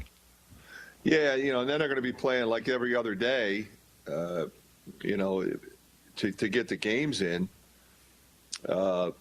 Like Dolph said, we're playing 3 and 6, and we didn't have anything to do with that. But the bottom line is, it's not something that me or anybody's going to complain about. Right. When we started the season, we knew there were going to be pauses, there were going to be bumps in the road. And we committed to a return to play. Our conference invested the money to do daily testing. Only one of 2 conferences that did that, to keep our guys as safe as possible. That said, some guys got it. So you go on pause. And we knew, all right, you might have to play 3 and 6, 4 and 7. And we all said, okay. And the players were ready to go. No complaints. Like I said, I know Juwan's not happy, but I guarantee he's not complaining about it. When we're ready to go, we'll go. And then we'll see how this all ends up. The good thing is, despite the kind of craziness of what this season is, I think the games have been really good. The teams have performed well. They've executed. They've had great intensity. You know, the bottom line is the other night, that game should have been packed. We should have walked out on the court in front of a packed house. And same thing when we walked out on the court here against Purdue, against Indiana, when we were at Maryland. You know, those games should be packed. I mean, they would be packed. But, again, not complaining, kind of wishing, but understanding the situation we're in and thankful to be playing with, I think, safety protocols in place. I know C.J. Frederick would be thankful if he could play, Coach. What's the latest? You were hoping to practice him this afternoon. Yeah, he did some stuff today. He looked pretty good. You know, we'll see how he feels in the morning. I think that'll be the big test. How's he feel tonight? How's he feel tomorrow? But he did some stuff today, which was promising. Good. We'll hope for good news tomorrow. Yep. In his absence, let's start with Connor.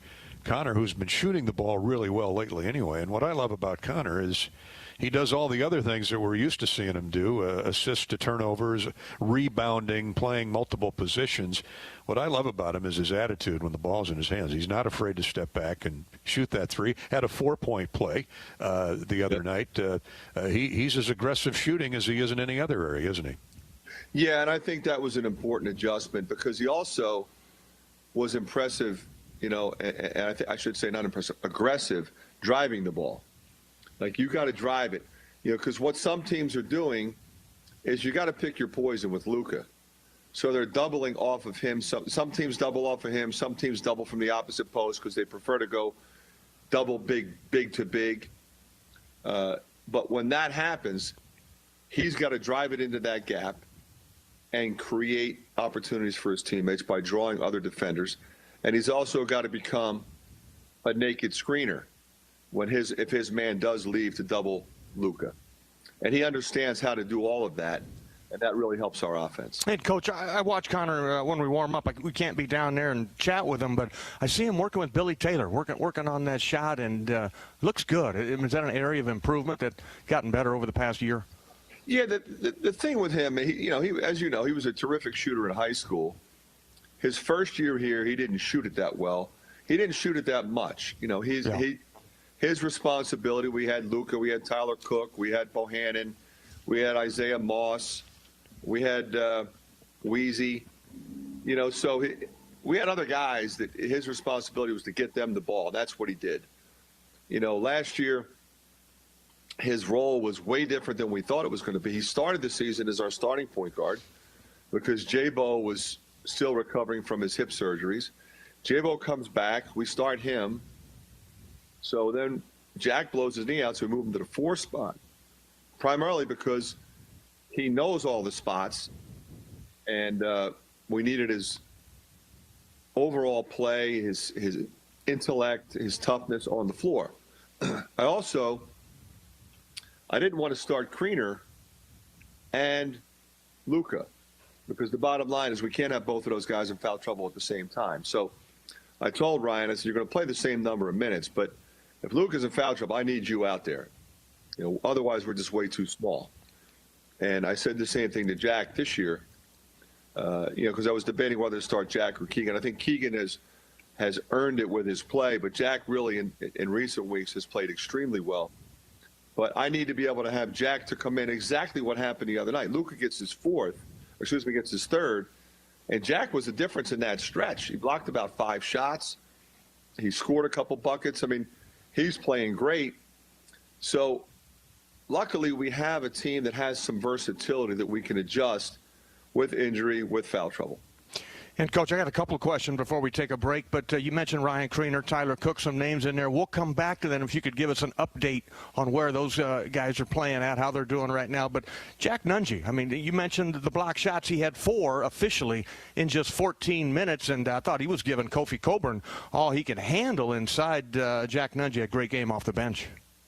Yeah, I don't think you realize sometimes just how long he is. He's 7 feet tall with a 7'3" wingspan. He has great timing on his shot blocks. He's also not an ego guy. You know, a lot of guys like to punch it into the fifth row. He's just trying to block it, stop you from scoring. And his blocks lead to transition opportunities for us. The other thing he does is he knows how to play post defense. So he'll get on the high side, he'll play behind, he'll reach around and poke it. He got that one big steal when they tried to throw a bounce pass to Kofi. He poked it away. And I think he's just going to keep getting better, guys. I mean, you know, he's really gotten better. And the one area that I keep saying is going to come around is his three-point shooting. I think he's like 21%. But the thing that I like about him is he keeps shooting it with confidence because he's a really good shooter. You can tell by looking at his form. Coach, we had Tony Perkins on the postgame show the other night. As much as to introduce some of these freshmen, we'll get the other ones on later in the year, as it was to compliment him on his play. But when you look at his line, he was on the floor for 7 minutes. He had a big basket, hit a free throw. But what I loved was he had 3 rebounds, 2 assists, and no turnovers. And you love a kid who steps on the floor and he acts like he belongs. Well, that's Tony. You know, we got that 5-second call at the end because of him. You know, they try to run, step out of bounds, throw it across. You have to make a quick decision on who you're guarding, and he guarded the right person. He read it immediately. Those are the kinds of things that freshmen typically make mistakes on. Oh, I forgot. You know, he did exactly what he was supposed to do immediately when he was supposed to do it. So that's a guy that has a full understanding of what he's supposed to be doing, how he's supposed to do it, when he's supposed to do it, and more importantly, has the confidence to do it and the confidence in himself. You know, the one play that sticks out in my mind is Patrick was flying. Joe Toussaint looked like he threw it out of bounds, but I always like when my point guards throw the ball to my front court guys that are running. You know, it looked like when it came right by me, I thought it was going to go about the 5th row. Patrick saves it, but the only person he could find was Tony, because Tony didn't give up on the play. Tony ran right to the front of the rim. Patrick hits him and he lays it in. And that's another court awareness play by a savvy freshman. Yeah, he's a 6'4" Keegan Murray. I mean, you talk about a kid that, and I hate to use the term, he's emotionless, but he's churning inside. But, you know, Keegan got that big offensive putback that gave you the lead early in the second half there when you roared back from, I think you were down, the Hawks were down 6 or 7. He lives for moments like that, doesn't he? He does. The thing that he's got to guard against, you know, we ran the out-of-bounds play for him and he missed it. And he's so conscientious that it really bothered him, you know, and then he made a mistake defensively. And I'm trying to tell him, I said, look, you played great. You had 8 points and 8 rebounds. You took good shots. You know, it never comes down to one play. There's so many plays in the game. And the bottom line is you made way more good plays than bad. And the only way you figure it out is if you make a mistake and then play through it. And that's what I want him to do, and that's what I've encouraged him to do. Well said. Coach, we'll take a break, come back with more Hawk Talk with Fran McCaffery here in just a minute. Our presenting sponsor each and every Monday night for Iowa basketball, Hawk Talk with Coach McCaffrey, is 1201 Kitchen and Tap, where the focus is simple: to deliver outstanding service, quality products, and consistency, along with a great menu selection. Guests to our Coralville restaurant just off the interstate experience the best of Midwest American cuisine, domestic and Iowa craft beers, and specialty drinks. Visit us at 1201 Kitchen and Tap. 1201 Kitchen and Tap. We hope to visit them come next year when we're allowed back in these buildings with big crowds. We were drawing terrific crowds by the end of Hawk Talk with Fran last year after the first part of the season was at Cedar Ridge and then at 1201 Kitchen. Looking forward to getting back there. Yeah, wonderful place right up there off the interstate on Hayden Fry Way, right at the top of the hill. I forgot about that, Hayden Fry Way. Hayden used to live in that neighborhood up there by Brown Deer. Yeah. All right. All right. Thank you, 1201 Kitchen and Tap. And we'll mention the tableside guacamole a little bit later on. Bobby and I have our Authentic brand gear on tonight. It's a great Iowa company making Hawkeye apparel for men, women, and kids. It's the apparel that we wear on game days. Find at local retailers or order online at authentic-brand.com. Authentic-brand.com.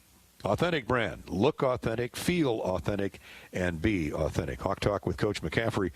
Michigan State coming up tomorrow night. We'll talk with Fran about the Spartans when we come back here from Hawk Talk. Coach is in his office tonight. Bobby and I are in our TV studio here in Iowa City. Thank you for tuning in on HawkeyeSports.com. Streaming live on the web, and we're right back after this. Get your ice cold Bud Light Seltzer here. Even though you can't go to the game, doesn't mean the game can't be brought to you now here. Just go to budlight.com/delivery. That's budlight.com/delivery. Give me 2 mangoes. Coming at you. It's a little short. Ow. Sorry. You know what? I'm just going to walk them over to you. Whenever there's a game to watch, there's a Bud Light there. Enjoy responsibly. Anheuser-Busch, Bud Light Beer, and Bud Light Seltzer. IRC Beer in Texas, St. Louis, Missouri. How do you make it as a team? You build on what you got to build what you don't. It's a mentality Ford has applied to building for 117 years. Building trucks with grit, resilience, purpose. SUVs with boundary-pushing capabilities. Vehicles built just like the people they're built for. It's a work ethic that's made us America's best-selling brand. For low lease rates, great financing, and special offers, visit buyfordnow.com or your local Ford dealer, proud supporter of college athletics. Claim 2019 CY total sales. It all started with a grilled cheese sandwich. 2 simple pieces of bread, some butter, and a slice of American cheese. But after making it day after day, week after week, I hungered for more. Colby, provolone, Gouda. But Gouda wasn't good enough. I wanted great. I added tomatoes, pickles, jalapenos. If I could birth this gooey work of art in my tiny, modest kitchen, imagine what I could do in a gourmet chef's kitchen. So I called U.S. Bank about loaning me some extra cheddar. Now I had the mad cheese skill and a superior grill. Equal housing lender, member FDIC. Authentic brand, more than our name. Our products are designed to deliver on the pure definition of authentic, being true to your own personality, spirit, and character. When you put on an Authentic brand product, you'll immediately feel the confidence transformation that you are the definition of authentic. Whether you're at work or play, you deserve to look, feel, and be authentic. Find your authentic feeling at your local spirit store, your corporate company store, or online at authentic-brand.com. That's authentic-brand.com. Look authentic, feel authentic, be authentic. Here in Iowa, corn is more than our livelihood. It's our way of life. We use it to feed our livestock, helping us raise healthy pigs, cows, and chickens. We use it to make ethanol, helping us power a prosperous, clean-burning future. We use it to nourish our families, helping us stay strong generation to generation. And the more we use it, the more it boosts our economy, helping elevate the lives of all Iowans. You might think Iowa grows corn, but the truth is, corn grows Iowa. Fans, if you want to give your taste buds the thrill of a dramatic, fun-filled victory, try Blue Bunny Loaded Sundaes. With a roster of all-star flavors, Loaded Sundaes have tons of toppings, swirled in deliciously soft ice cream. Even better, they come straight from the freezer, so you can grab one and get right back to the game. The next time you're in the freezer aisle, let your fun side act as head coach. Get Blue Bunny Loaded Sundaes, available now at your local grocery store.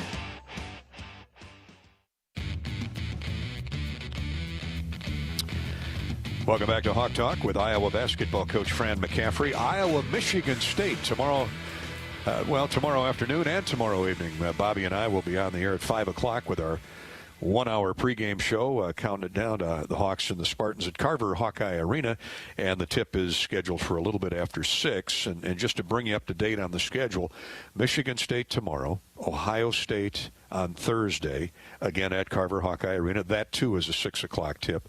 The Hawks then go to Indiana on Sunday for a big game Sunday basketball treat at 11 a.m. We'll talk more about that later on this evening. And then come back home for Rutgers. So 3 of the next 4 at Carver Hawkeye Arena. And we'll talk more about the Spartans. But, Fran, I wanted to bring up a couple of your players who made the mid-season cuts for the watch list, and there are a number of awards that are named in honor of great coaches. One is Lute Olson. Of course, we're a little bit partial to Luther, our former great Hawkeye coach, Hall of Famer, who passed away here this past year. But Luka Garza has been named to the Lute Olson Award mid-season watch list, one of 35 players nationally. And when you think there's 325 Division I schools, that takes in a lot of basketball players. But Garza has been named on that list. He and Notre Dame's Nate Laszewski are the only two players in the country to shoot at least 60% from the field and 45% from three. Luka has more than double the field goals made and attempted as Laszewski. So Luka, you would say, is in the lead there. But Fran, your thoughts about Luka? He just keeps piling up these awards and watch lists, and it's easy to take these for granted, but you got to be a heck of a player to make any of these lists. Yeah, it's one of those things. I think that's a great point, Dolph. It's like, Luka's on a watch list for an award.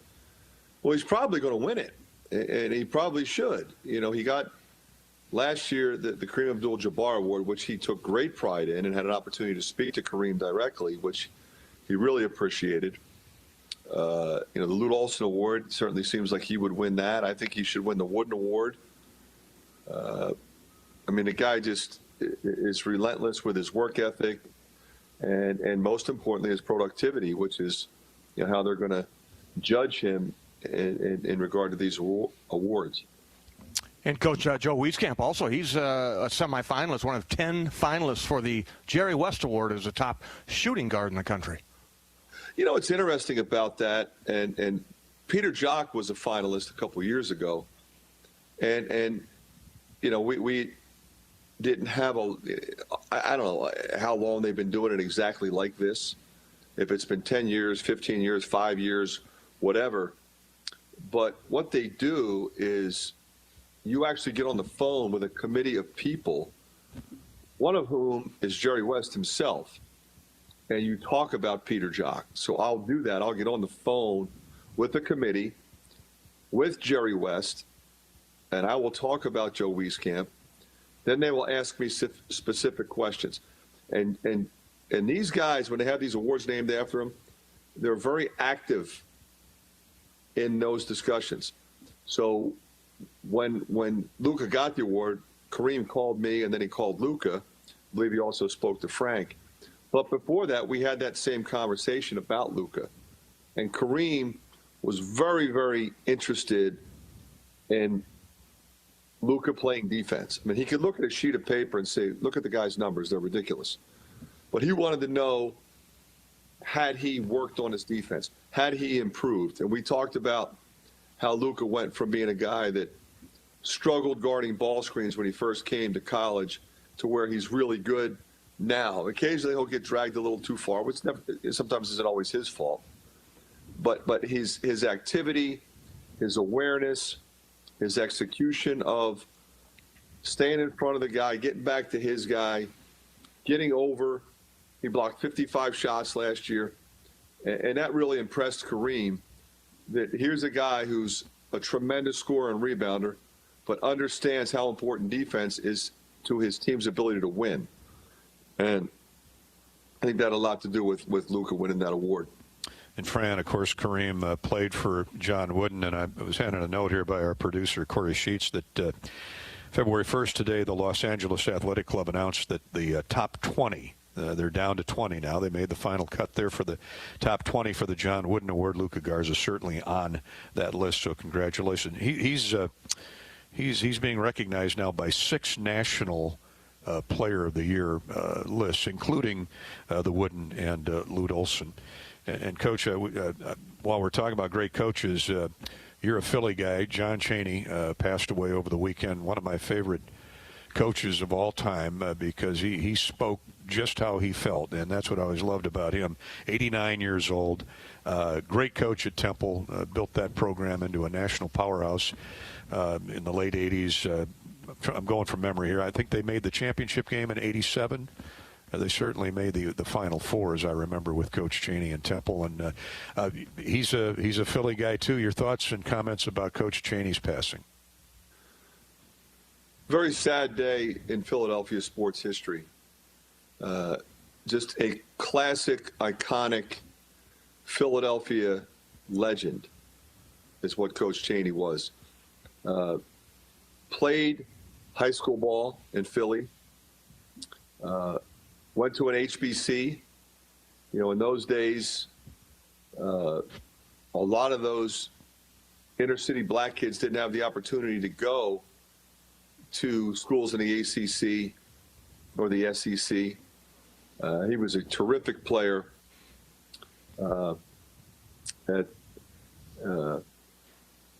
in college. And then in those days, there were only a handful, like maybe 8 or 10 or 12 NBA teams. So they had what they used to call it the Eastern League. And he played in that, which was the precursor to the CBA, which is now the G League. And he was a stud in the Eastern League. But got into coaching at the high school level, was a legend there, won a national championship at Chaney State College Division II. I got to know him really well. I worked his basketball camp. It was called the Sunny Hill John Chaney Basketball Camp. It was at Chaney State College. And at the time, Vivian Stringer was the women's coach, so I met her there. And the thing about Coach Chaney, fierce competitor, but an incredible sense of humor. Like one of the funniest people you would ever come across. I mean, at a fabulous laugh. I grew up playing against his son. His name was also John Chaney. He was 1 year ahead of me in school. I coached against Coach Chaney. Well, first of all, I played against his teams when I was at Penn and he was at Temple. And then in '88, which I think is the team you were referring to, and they did not get to the championship game. They lost in the Elite Eight. Okay. He got them to the Elite Eight 5 times. But they were ranked number 1, and they were undefeated going into the tournament. So we played them in the first round in Hartford, Connecticut. Had a great game against them.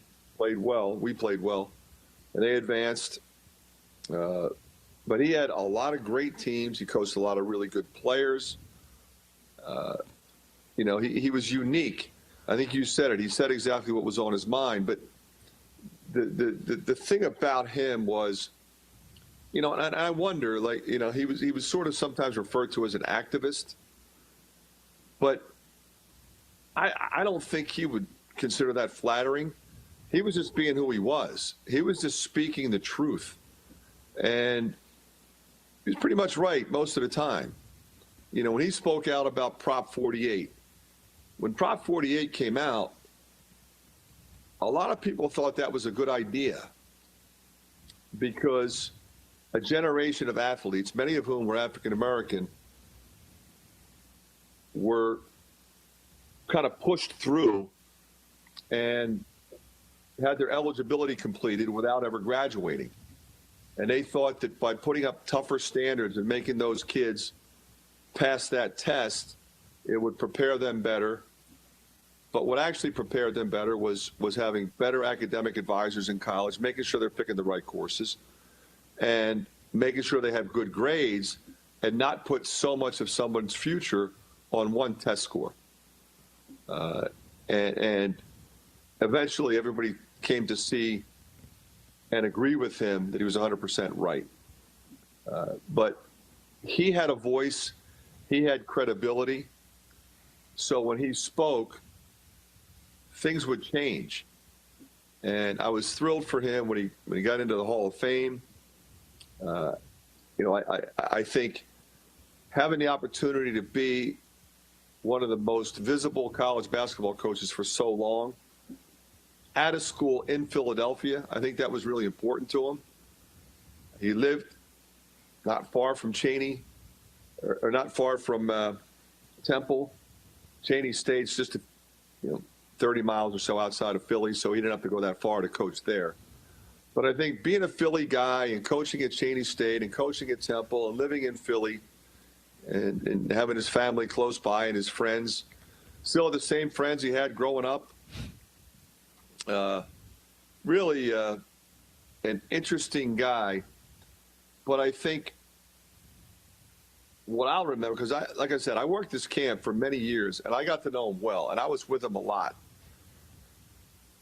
Guys like him, they're incredibly tough-minded and competitive, and they have a street smarts about them. But if you spent any time with him, he was brilliant. He was an intellectual thinker. And I think you saw that reflected in his teams. And the way he coached and the way he developed talent.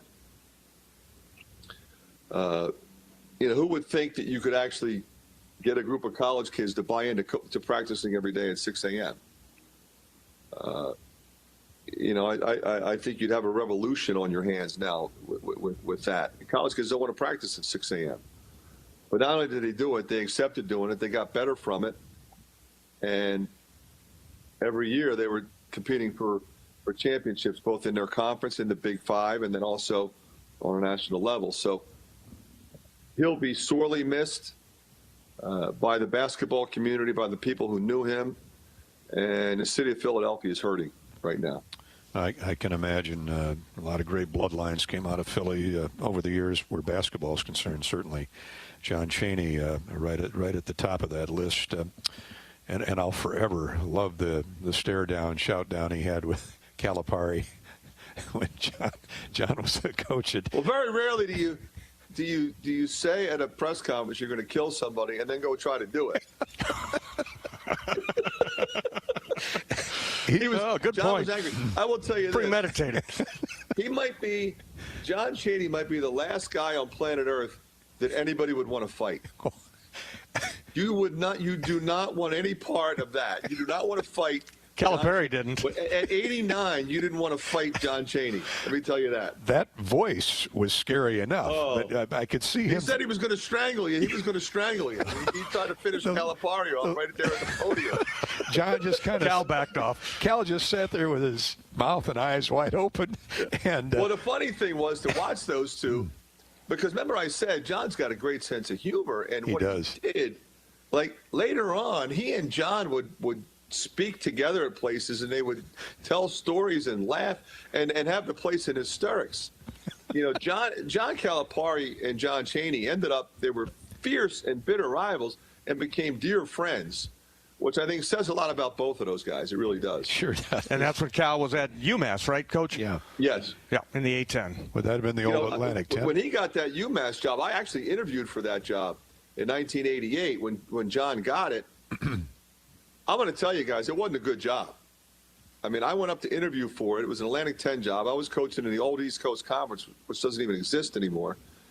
And I left there saying, I don't know if this is a better job than the one I have. And Calipari went up there. They had a crappy facility. They had no history, really. They had a couple good teams when Dr. J was there and Patino was there. They both played there. Courtney Eldridge's father actually played there. He was a terrific player. So they had some good teams then, but didn't really have a great tradition, had a lousy facility. The campus was just okay. And they just kind of were floundering as a Northeast school that ended up in Atlantic 10, and nobody knew where they were headed. And John went up there, and he galvanized that community. He got an arena built. He got everything changed. And one of the most amazing coaching jobs I think I've ever seen, what he did at UMass. He really like I said, I mean, I interviewed there, so I know how bad it was. Yeah, he really put him on the map, I mean, in terms of UMass basketball. All right, Coach, great stories. We could just talk about Calipari and Chaney for the next half hour, but we want to talk about Michigan State. We will get a little behind here. We'll take a break, come back, and then for the next 15 or 20 before Fran has to leave, we'll talk about the Michigan State Spartans and the Hawks coming up tomorrow night. That's next on Hawk Talk. Is your vehicle worn out from winter? Before spring arrives, get a free vehicle inspection from my dad, Brian Sekafetz, and his staff at Dodge Street Tire and Auto. For over 25 good years, they've been your family-friendly, dependable, and honest neighborhood auto repair shop. That's why their loyal customers have once again voted Dodge Street Tire as the best in the area. Don't be left out in the cold. Dodge Street Tire and Auto at the corner of Dodge and Church Street. Your business is your pride and joy. You raised it with hard work, from nothing but a dream. And since you care so much, naturally you want to protect it from harm. That's where we come in. Because a great insurance policy is not a necessary evil. It's the best way to keep your business happy, healthy, and profitable. Pamper your business with a policy from West Bend. Visit thesilverlining.com to find out more. Hi, I'm Steve Rowe, Executive Director at Oak Knoll. It's that time of year when shoveling snow and putting down ice melt is here. This is the perfect time to consider moving to Oak Knoll. Let us do the shoveling and winter maintenance for you. Move-in ready 1- and 2-bedroom apartments are available now. Call me today for your personal tour and learn how you can come home to Oak Knoll. Give the gift of a lifetime, the gift of life care. Get ready for more. Introducing Hy-Vee Plus. Get a Hy-Vee Plus premium membership for just $99 a year and get fuel savings every time you shop in-store and online. Plus, exclusive deals and offers every month. Plus, you can call our Red Line hotline, day or night, for anything you need. Plus, free online delivery and free express pickup. Plus, a personal online shopper. With Hy-Vee Plus, our plus equals more. Sign up today. Some restrictions apply. Fans, if you want to give your taste buds the thrill of a dramatic, fun-filled victory, try Blue Bunny Loaded Sundaes. With a roster of all-star flavors, Loaded Sundaes have tons of toppings, swirled in deliciously soft ice cream. Even better, they come straight from the freezer, so you can grab one and get right back to the game. The next time you're in the freezer aisle, let your fun side act as head coach. Get Blue Bunny Loaded Sundaes, available now at your local grocery store. Feel the power. Feel the speed. Feel extreme. Hawk fans, get extreme. Powered by Mediacom. And experience streaming so real you can feel it. Whether you're live streaming the game or streaming your favorite series. With supercharged speeds up to 1 gig and powerful whole home Wi-Fi, you're in it. Our 100% gigabit technology network was built to take you further. Get ready to feel it. Extreme. Powered by Mediacom.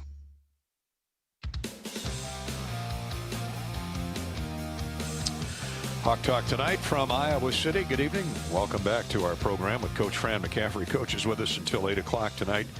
And then he's got to go start studying that tape or look at it continuously probably for the next 5-6 hours well into the night. Short turnaround for Michigan State. They lost at Ohio State yesterday and flew into Cedar Rapids last night, and they're here. Coach Izzo and the Spartans getting ready to take on the Hawks tomorrow. 5 o'clock pregame show, 6 o'clock for the tip. Hawkeye Basketball and Hawk Talk is brought to you by Anheuser-Busch and Bud Light. Where there's a Hawkeye game to watch, there's a Bud Light right nearby. And, of course, we're brought to you by U.S. Cellular, proud to be the official wireless sponsor of the Iowa Hawkeyes. U.S. Cellular, connecting Hawkeye Nation. And they bring you the U.S. Cellular Hawkeye Hotline, which is 877-464-2957.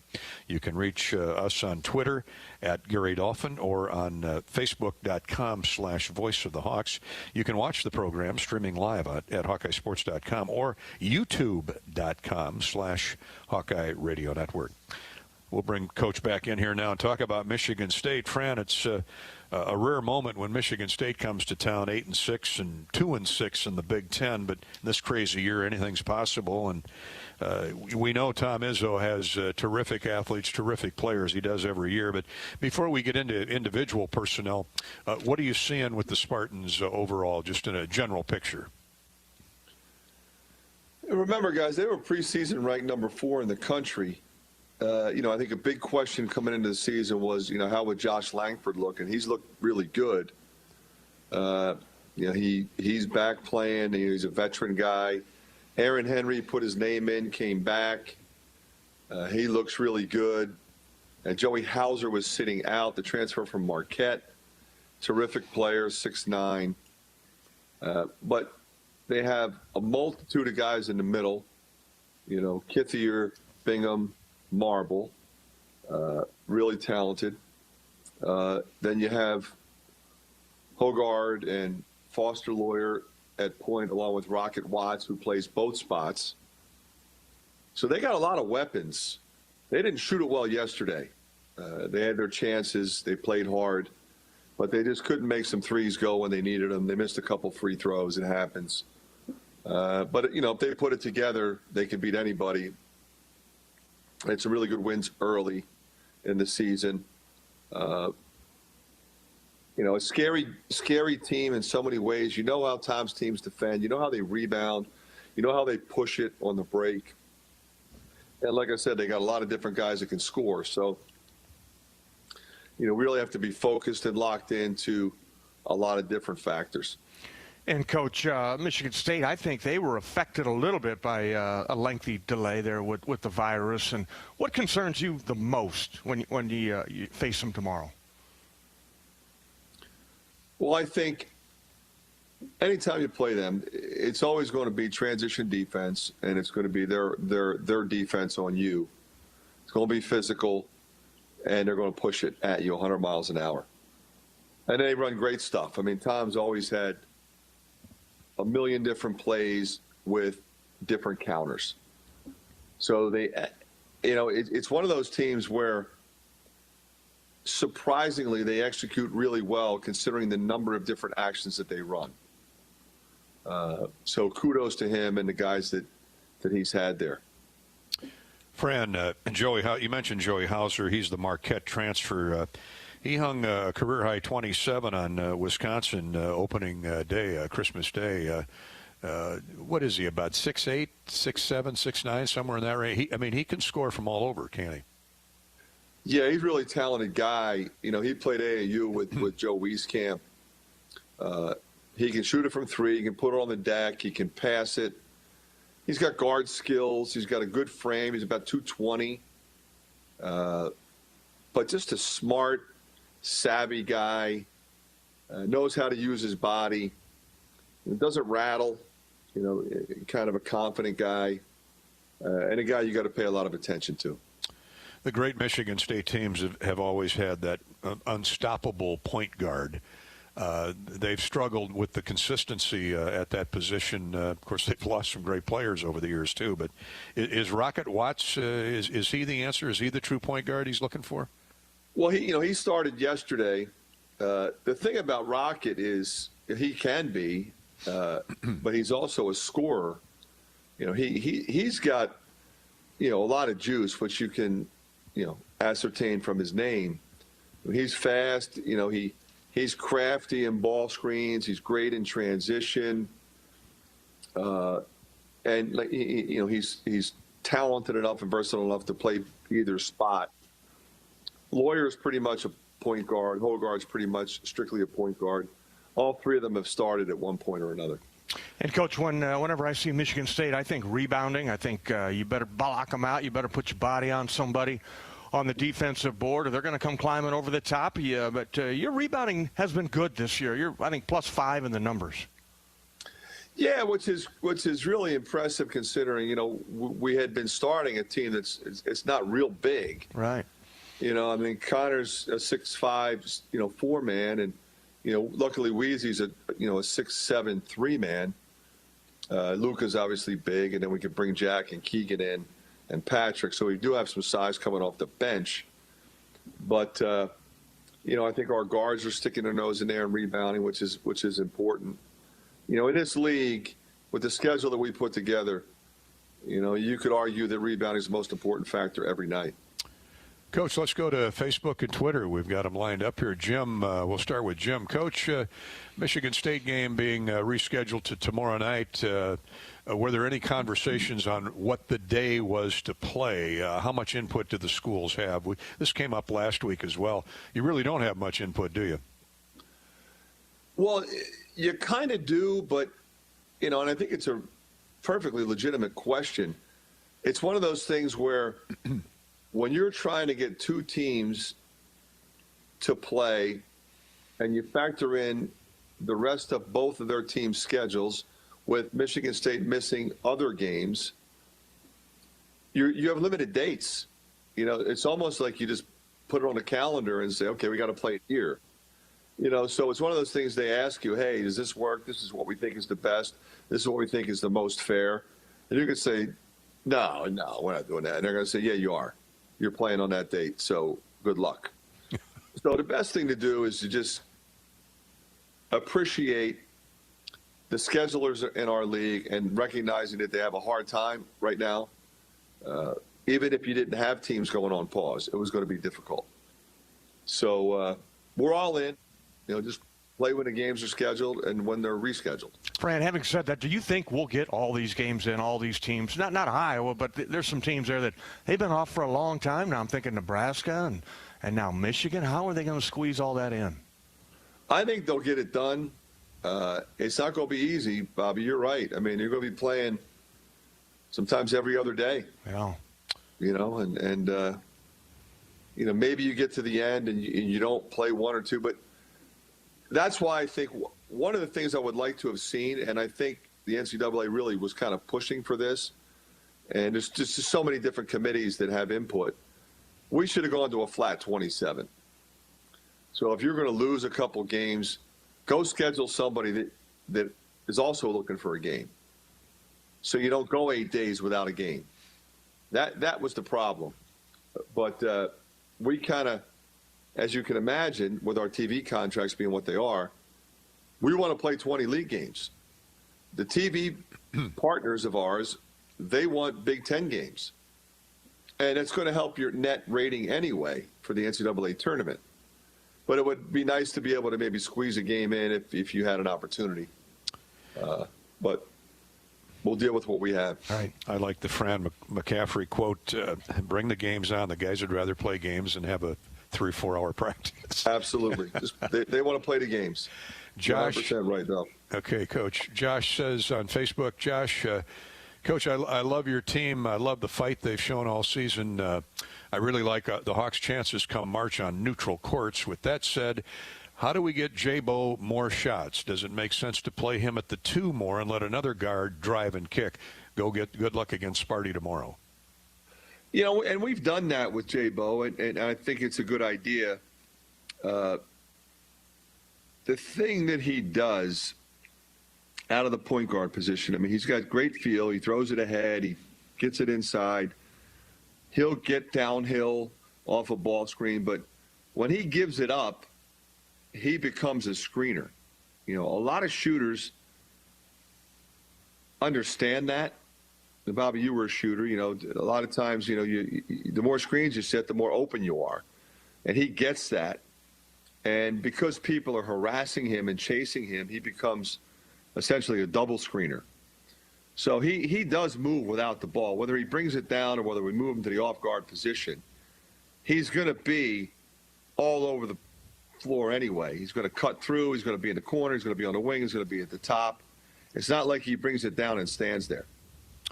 Marcus on Twitter at Gary Dolphin says, Coach, how about ask Coach about the guards. How are the guards taught to run a fast break in today's game? Do you still want your guard, your lead guard, to get to the middle of the floor so the wings can fill the lanes?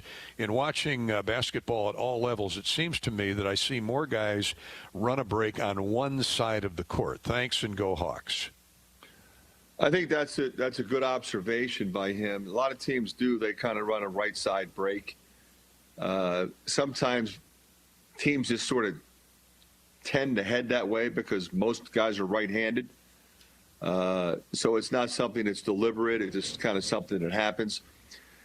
Used to be, to go with the beginning part of his question, you know, the big man outletted the ball to the point guard and everybody went somewhere from there. But now, a lot of times whoever rebounds it just takes it.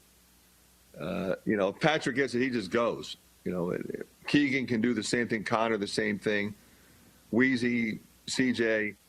You know, not so much Luka, but, you know, we pretty much run Luka to the front of the rim. We run our wings wide into the corners to give the dribbler the opportunity to go either side. You know, we want him to get a piece of the circle, the jump ball circle, and he can go through there and go to the other side. He can come back to the right side, and you flatten out those guys on the baseline, which gives him more space. So the trailer can set a naked ball screen, or you can hit him. He can drive it into that gap, and we go right into motion. But the hardest thing sometimes is to understand the difference between primary and secondary break. So we're running for a layup first. But if we're not going to get a 3-on-2 or a 2-on-1 situation, then we sprint to the baseline and keep it spread, which enables us to get the ball to Luka without the double team getting there too quickly. Coach, having said that, when you chart possessions and that, is there a goal to get 50% of your points on second shots and fast breaks, or 60%, or is any sort of number that you're charting to try to get the fast break going? We really look at how many points do we score in transition. Okay. Because typically, Bobby, if you're scoring in transition, they're easy baskets. Typically, if you were to look at specifically, what is your shooting percentage in transition versus scoring against a stacked half-court defense? It's going to be dramatically higher in transition. So that's a focal point of what we're trying to do. One more, Coach, before we let you go. Kyle, who's a regular contributor on Twitter. Coach, I can't imagine how difficult everything has been this season, in particular having long layoffs followed by a 6-day span in which you're going to play 3 games. Can you take us through some of your schedule and strategies that you're using to go from staying sharp to trying to stay fresh? Yeah, well, the last thing he said was probably the most important thing is you got to stay fresh. You got to make sure they have fresh legs. So you can have meetings, but you don't have to run them up and down as much. Thursday's game will be the first time we have a game with a 1-day prep. That's difficult, and we try to make sure that's one of the typical scheduling parameters at the start of the season. Like, no team will have a 1-day prep. Well, this year there's going to be multiple 1-day preps, and we all said, okay, that's what we have to deal with. So, right now we just focus on the next game. So it's Michigan State. We have an assistant coach who's responsible for Ohio State. So we'll be ready to go and introduce them, on Wednesday. And it's got to be, we'll have a lot of meetings on Wednesday to get ready to play Thursday. Now we turn around and play Indiana on Sunday, which isn't as big a deal because we've already played them. So already familiar with personnel and kind of what they do. Kind of we can look at our game. What do they do against us? What did we do that worked? What did they do that worked? What do we have to get fixed? So, there's going to be a lot of mental preparation, the remainder of this season for sure. And, Coach, I would say good prep for the NCAA tournament because you get working on 1-day prep there, aren't you?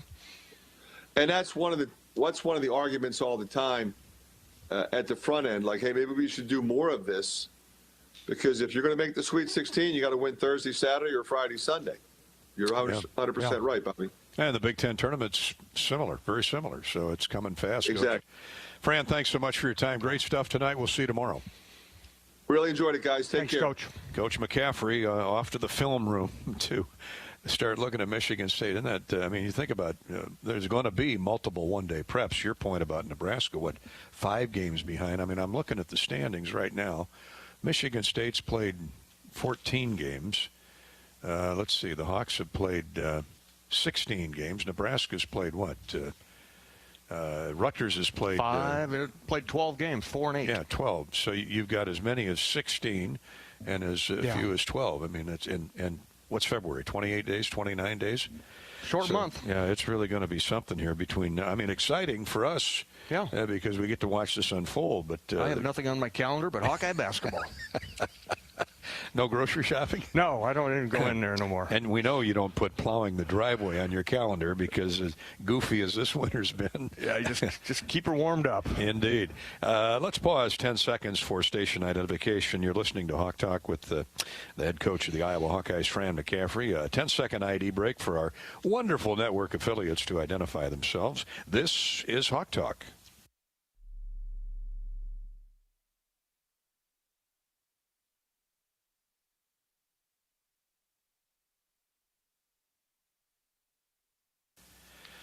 And welcome back. We'll go to a commercial break to hear from our wonderful sponsors, and then we'll come right back. We'll have a scoreboard update for you, see what's going on tonight around college basketball and around the country.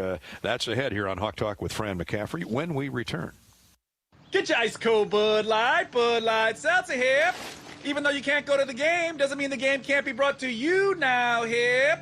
Just go to budlight.com/delivery. That's budlight.com/delivery. Give me 2 mangoes. Coming at you. It's a little short. Ow. Sorry. You know what? I'm just going to walk them over to you.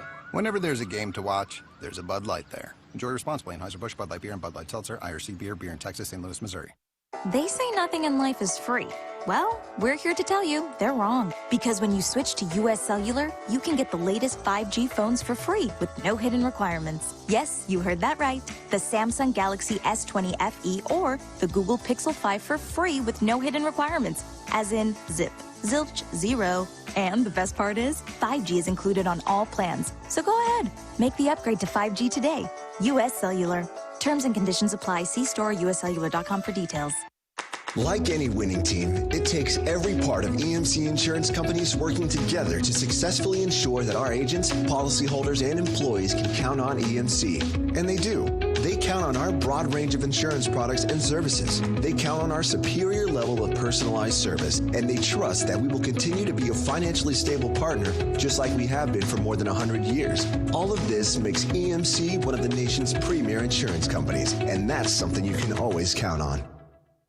Do you ever feel like you spend more time trying to work out than actually working out? Skip the hassles and bring the gym into your home with help from the friendly fitness experts at Shields. We'll help you choose the right equipment to meet your goals, and we'll be right there with you for delivery, setup, and service. And with the Shields guarantee, you never take a chance on your purchase. If you don't love it, we'll make it right. This year, it's your space, your time, your fitness, with a little help from Shields. In store or online at shields.com.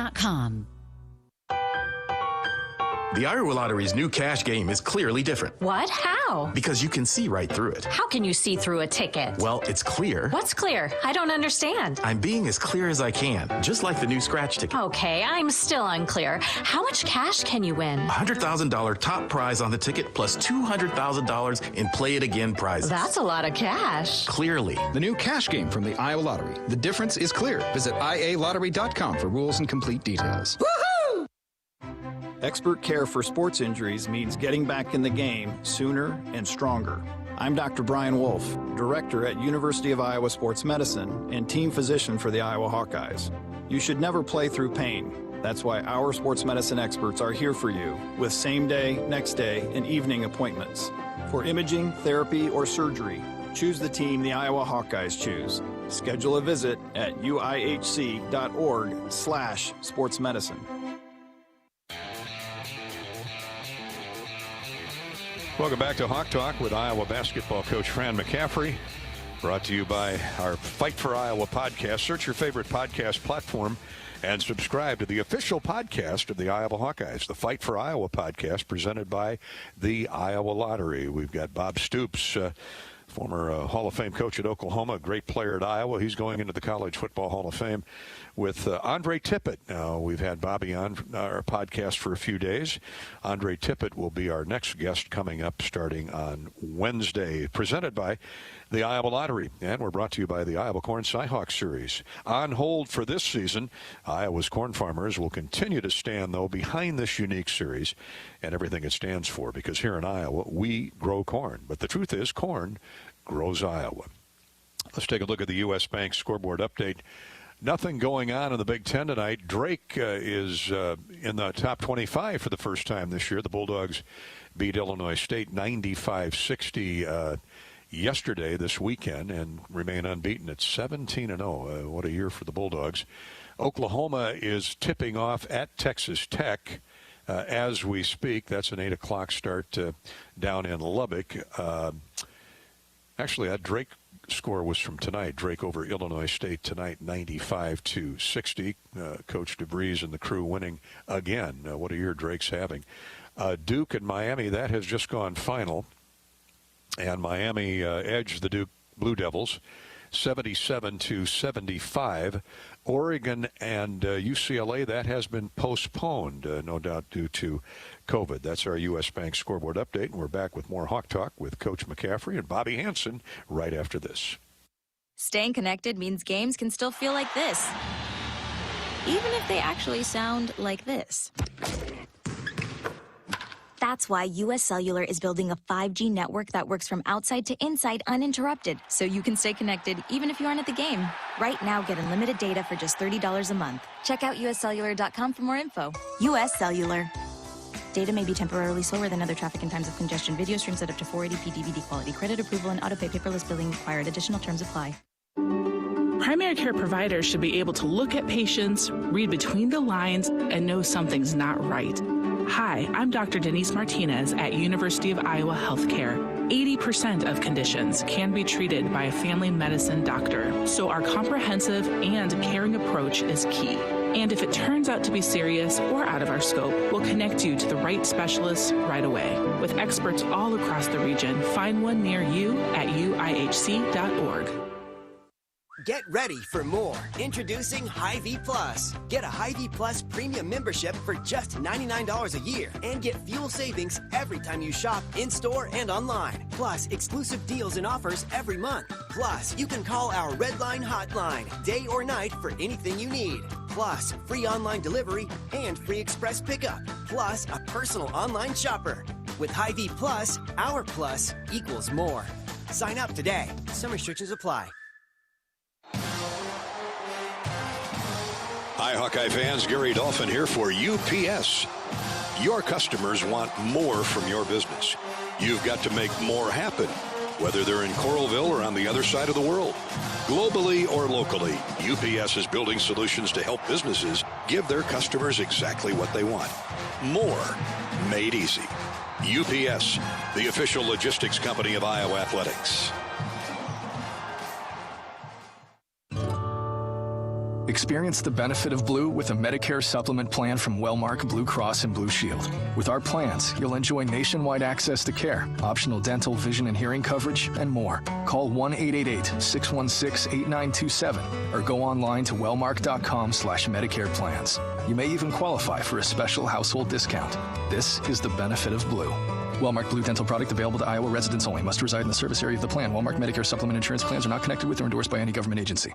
United Healthcare believes small businesses are vital to our economy and an important part of our communities. Join United Healthcare in celebrating small businesses. We want to recognize your business with the Spotlight on Small Business Sweepstakes. You could win a chance to promote your business to Hawk fans. Winners receive radio promotions, social media recognition, and more. Register to put your business in the spotlight. Visit HawkeyeSports.com/UHC. United Healthcare is a proud sponsor of Hawkeye Athletics. For terms and conditions, visit HawkeyeSports.com/UHC. Sweepstakes rules and restrictions apply. Welcome back to Hawk Talk with Iowa basketball coach Fran McCaffrey. Fran with us for the first hour tonight. He's off prepping for the Michigan State Spartans tomorrow. You'll hear that game right here on the Hawkeye Radio Network with yours truly, Gary Dolphin and Bobby Hansen. Yesterday, Michigan State lost at Ohio State. Last night, Rutgers beat Northwestern, held off the Wildcats 64-56. Nothing in the Big Ten tonight, tomorrow, other than Iowa and the Spartans. Purdue is at Maryland. Who's playing better than Purdue right now? Real good. They're playing really well. They got the big guys inside, and they got two super freshmen that are outstanding. Yeah, and Stevanovic is out. Sick, COVID, yeah. So Matt Painter always gets those guys going at some point, and their Purdue is at 7-4, right behind the Hawkeyes, and 12-6 overall. Penn State will be at Wisconsin. That's a quick turnaround. Again, the schedule created because of the COVID, but the Nittany Lions, they look far from an under 500 team on Saturday. I watched most of that game with the Badgers. They knocked them off out in Happy Valley. Now they play at the Kohl Center. Yeah, that's crazy. Quick turnaround there on the same team, but Penn State will D you up, and they will compete all 40 minutes. Illinois is at Indiana, the late game tomorrow night. That'll be a war down at the other Assembly Hall, as I used to call it, in Bloomington. That's a look at what's going on in the Big Ten. Of course, Thursday, the Hawkeyes host Ohio State. Then they go to Bloomington on Sunday, Super Bowl Sunday, for a tip-off at 11 o'clock. We'll be on the air at 10. More about that as the week presses on. Mentioned Bobby Stoops and Andre Tippett going into the College Football Hall of Fame later this year. They will become the 16th and 17th players with ties to the Iowa football program. Of course, Stoops, we heard from Bobby last week, all Big Ten defensive back under Hayden Fry. He'll be inducted as a coach of those great Oklahoma teams, including the 2000 national championship team. Andre Tippett was a consensus All-American defensive end. He still holds the record for his 20 tackles for loss for a minus 153 yards in 1980. That's a football field and a half of lost yardage because of one guy. Well, you see him coming at you, Dolphy. They would just lay down. It's like, boom, that counts as a sack. Bite some Don't turf, hit me. Bite some grass, eat some grass. Barringer High School in New Jersey is where Andre went to high school. Then he spent a year at Ellsworth Community College up in Iowa Falls, and then, of course, to Iowa for 3 years. And Tippett told me he trusted his high school coach, Frank Verducci, who would later become an Iowa assistant, and his mentors here at the University of Iowa, Bernie Wyatt and the great defensive coordinator, Bill Brazier. Huge transition. Bernie Wyatt, who was the recruiter, and, it was funny. We got there, but in the midst of being at Iowa Falls, Bob Cummins gets fired, and Bernie doesn't know what's going on.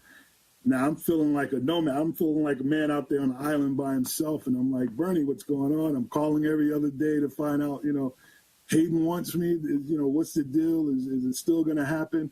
And it took him a while to find out if he was going to remain on Hayden's staff. He did. He retained him. And Bernie reminded Hayden that, hey, look, we got a pretty good recruit at Ellsworth Community College that we need to take a look at. And next thing you know, Bernie was on me about my grades and making sure that, I did all the right things. I had 3 tutors that were working with me on everything and anything. Coach Brazier was, he was unbelievable. He was, looking back, some guys embrace their coaches a little closer and a little deeper. And I think I was one of those guys that I got plans, I got goals, I'm on my way. I'm like, let's do this, and then I'm going to look to jump to that next level. But then when you see guys like Bobby Stoops and some of the other guys that remained later on and became coaches and really got a chance to delve in deeper with Coach, I only saw him in the meetings and in the practices and how intense he was as a defensive coordinator. And a disciplinarian. Coach Brazier had a way of saying things to you to get the message across whenever you needed to have that message delivered to you. And, I knock on wood every day. I didn't do anything to upset anybody to fall under his discipline. But Coach Brazier he was awesome. The things that he would talk about defensively, the things that we would put together as far as a game plan and how we watched him transpire during the game was unbelievable. And Andre Tippett was an unbelievable football player. I mean, he's got that voice that just commands respect, and had an 11-year career with the New England Patriots, 5-time Pro Bowler, 6-time All-Pro. Went into the NFL Hall of Fame.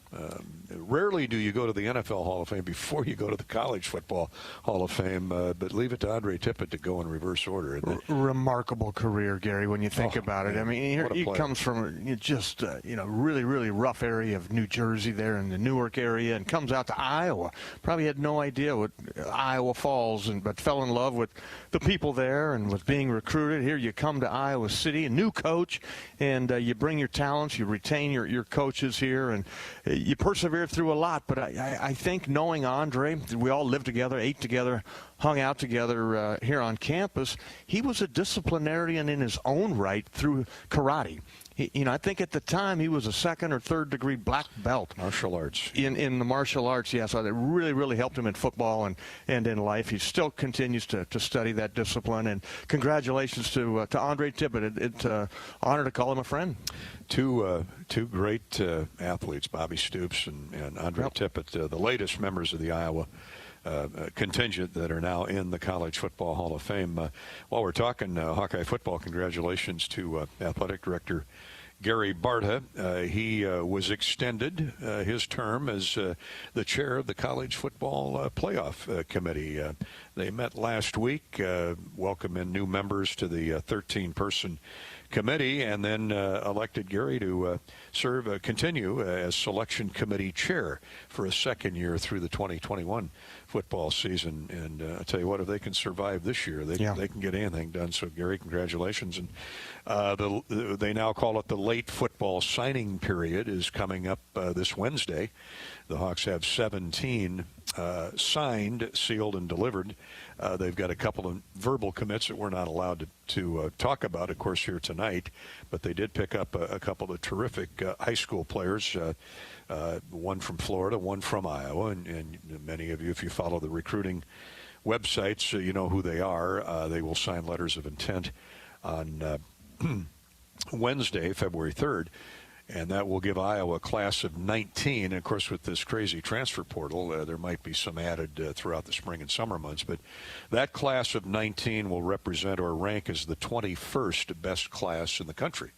And that's really good, number 6 in the Big Ten. So congratulations to Coach Ferentz and his staff for a job well done. And I was reading today they will have 8 4-star recruits in this class, 3 of them in the offensive line. And the rest are three stars, which we know are good football players, and that's how Iowa, with that strength and conditioning program, builds them into great players by the time they leave. Yeah, a great development program and the top program in the country. Congratulations to Coach Ferentz and all his coaches that are out there, and just a different recruiting environment that we're in right now because of the pandemic, and maybe something to talk about Coach McCaffrey next week. In addition to these 3 games coming up this week, is what the difference in recruiting and how these coaches are connecting with these kids long distance. Well, Iowa's doing it the right way. We've got 4 young men in the Super Bowl, the big game coming up Sunday in Tampa. 2 from Tampa, Tristan Wirfs and Anthony Nelson. And for the Chiefs, good luck to Ben Neiman and to Anthony Hitchens. A pair of pretty good linebackers last time I checked. So Ed Podolak's happy once again. Chiefs in the finals. Chiefs are in the championship. All right, back with more Hawk Talk with Coach Fran McCaffrey. We're talking Hawkeye basketball after this on the Hawkeye Radio Network. Is your vehicle worn out from well winter? Before spring arrives, get a free vehicle inspection from my dad, Brian Sekafetz, and his staff at Dodge Street Tire and Auto. For over 25 good years, they've been your family-friendly, dependable, and honest neighborhood auto repair shop. That's why their loyal customers have once again voted Dodge Street Tire as the best in the area. Don't be left out in the cold. Dodge Street Tire and Auto at the corner of Dodge and Church Street. American Equity salutes today's hero of the game and is a proud sponsor of the ongoing recognition of our military at Hawkeye Games this season. Thank you to all the men and women, past and present, who have served our country and allow all of us to enjoy the freedom and liberty we enjoy today. American Equity's vision is to become the premier insurance company specializing in retirement savings and income products. To learn more about our company, please visit our website at american-equity.com. Hi, I'm Steve Rowe, Executive Director at Oak Knoll. It's that time of year when shoveling snow and putting down ice melt is here. This is the perfect time to consider moving to Oak Knoll. Let us do the shoveling and winter maintenance for you. Move-in ready 1- and 2-bedroom apartments are available now. Call me today for your personal tour and learn how you can come home to Oak Knoll. Give the gift of a lifetime, the gift of life care. Champions share common traits: integrity, reliability, hard work, and innovation. Your Better Business Bureau knows championship companies. We conduct background checks and listen to consumers around Iowa and Illinois, so we know the true character of these companies. Let the BBB match you with a championship company when you're hiring a contractor, using a business, or need a service. The Better Business Bureau is an Iowa nonprofit serving our neighbors for over 80 years. BBB help and information is free. You'll find us at bbb.org/Iowa. MidAmerican Energy and you, together partnering to change the energy landscape by pioneering money-saving, energy efficiency programs and building a new industry in Iowa, wind energy, all while keeping your rates low. So what's next? We'll keep delivering cost-effective energy efficiency programs while putting money back in your pocket. That's right. You decide how best to spend your savings. That's a partnership good for you, good for the environment, and good for Iowa. Another way we're obsessively, relentlessly at your service. How do you make it as a team? You build on what you got to build what you don't. It's a mentality Ford has applied to building for 117 years. Building trucks with grit, resilience, purpose. SUVs with boundary-pushing capabilities. Vehicles built just like the people they're built for. It's a work ethic that's made us America's best-selling brand. For low lease rates, great financing, and special offers, visit buyfordnow.com or your local Ford dealer, proud supporter of college athletics. Claim 2019 CY total sales.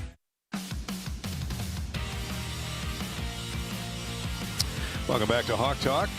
Hawkeye basketball coach Fran McCaffrey. We're here every Monday night, courtesy of 1201 Kitchen and Tap. Want to mention the AP Top 25 basketball poll is out again today, every Monday, and there are 6 Big Ten teams in the top 25. So kudos to the conference for remaining strong there. Ohio State took the biggest lead, Bobby, this week. They went from 13th to 7th. Hawks dropped from 7th to 8th. You knew they wouldn't drop too far after that loss at Illinois, but what a jump by the Buckeyes, who will be here Thursday night. So a chance for Iowa to leapfrog back over Ohio State. But Michigan's not playing. The Spartan or the Wolverines are 4th. Buckeyes 7. Iowa is 8. Illinois ranked 12th. So the Illini moved up 7 spots. Wisconsin dropped 5 spots to 19th. And Purdue entered the top 25, as well they should, at number 24. I don't know who's playing better than the Buckeyes, though, right now. Playing really well. Yeah, E.J. Liddell on the inside, Arns, Justin Arns on the outside, Dwayne Washington, C.J. Walker. They got a lot of ways to score the basketball and execute their stuff. Watching that game the other day, they just look good. You better be able to guard dribble penetration. And as you go further over there, Gary, those net rankings now, which is the old RPI, the Hawkeyes solidly at a 6 right there, which makes it a 2-seed. Put them on a 2-seed line. Illinois is 5. Michigan is 3. So Michigan would be a 1-seed today. Illinois and Iowa would be 2 seeds. And then you drop down to the Buckeyes at 12. So they'd be a 3-seed. The Badgers 18th and the Boilermakers 24th. So there would be 6 Big Ten teams in that 1 to 5 or 6 seed range, and those are seedings right now. Of course, there's a lot of basketball to be played yet that would give the Big Ten a good chance to get a few to the Sweet 16. Then who knows what happens after that. Toughest conference in America this year. The Big Ten is certainly proven that correct. Ayo Dosunmu is the Big Ten Player of the Week for his performance against the Hawkeyes last weekend. 25 points. Could have easily given it to Trent Frazier. I mean, here's a guy averaging 80, gets 27. Yeah, he seems to be able to get some shots against the Hawkeyes, and he makes them. I go back a couple of years when he made a corkscrew half-court shot, crazy shot at the end of the regulation to, overtime, right? to go to overtime. Yeah, so he's always sort of bugged me a little bit, but a great player. But Ayo Dosunmu had a big first half against the Hawkeyes, and congratulations. Tip your hat and go on to the next week. Move on. Brandon Newman, kid you mentioned earlier, he's the freshman of the week, and he's an extreme talent. Between him and Jaden Ivey, who was a freshman of the week, and then you got the big fella Edey on the inside. He got a nice nucleus of young guys. Freshman Matt Painter does. They've had like 4 or 5 freshmen of the week out of 6 weeks. That's kind of like Caitlin Clark for the Hawkeyes, right? Yeah, Caitlin every week, but 2 I think I read earlier today. Great win for Lisa and the crew at Minnesota yesterday. Iowa, Michigan State tomorrow night. We'll come back and wrap up this week's Hawk Talk with Fran McCaffrey right after this. The Iowa Lottery's new cash game is clearly different. What? How? Because you can see right through it. How can you see through a ticket? Well, it's clear. What's clear? I don't understand. I'm being as clear as I can, just like the new scratch ticket. Okay, I'm still unclear. How much cash can you win? $100,000 top prize on the ticket plus $200,000 in Play It Again prizes. That's a lot of cash. Clearly. The new cash game from the Iowa Lottery. The difference is clear. Visit ialottery.com for rules and complete details. Hi, I'm Gary Dolphin, and if you want your home to be exceptionally comfortable during these cold Iowa winters and hot, humid summers, you need to turn to Dave Lennox and your local Lennox home comfort specialist. Lennox has been serving Iowa consumers since 1895, when Dave Lennox built his first furnace in Marshalltown, and Lennox is still building its high-efficiency furnaces and air conditioners there today. For the best home comfort system you can buy, it's Lennox and your local Lennox dealer. Lennox and the Hawkeyes. Now there's a winning combination. United Healthcare believes small businesses are vital to our economy and an important part of our communities. Join United Healthcare in celebrating small businesses. We want to recognize your business with the Spotlight on Small Business Sweepstakes. You could win a chance to promote your business to Hawk fans. Winners receive radio promotions, social media recognition, and more. Register to put your business in the spotlight. Visit HawkeyeSports.com/UHC. United Healthcare is a proud sponsor of Hawkeye Athletics. For terms and conditions, visit HawkeyeSports.com/UHC. Sweepstakes rules and restrictions apply. Whether it's a commercial, residential, healthcare, or industrial project, Carpenters Union Local 1260 provides a professional and productive workforce, on time and on budget. And Union Carpenters also have specialized COVID prevention training to allow for the safest environment possible. Since 1902, Carpenters Union Local 1260 has been building the University of Iowa, and that relationship continues today as a proud partner of Hawkeye Athletics. To find a union contractor and union carpenters for your next job, visit carpentersunionlocal1260.com or call 319-338-1638. Iowa-based Renewable Energy Group is America's largest producer of biodiesel. Biodiesel delivers the performance farmers and fleet managers expect from their equipment. It's also one of the cleanest fuels available today. Using REG biodiesel is a simple way to reduce greenhouse gas emissions and improve air quality now with every tank full. For more than 20 years, REG has produced safe, clean, and high-quality sustainable fuel that's used in Iowa, across the U.S., and around the world. Learn more at regi.com. Feel the power. Feel the speed. Feel extreme. Hawk fans, get extreme. Powered by Mediacom. And experience streaming so real you can feel it. Whether you're live streaming the game or streaming your favorite series. With supercharged speeds up to 1 gig and powerful whole home Wi-Fi, you're in it. Our 100% gigabit technology network was built to take you further. Get ready to feel it. Extreme. Powered by Mediacom.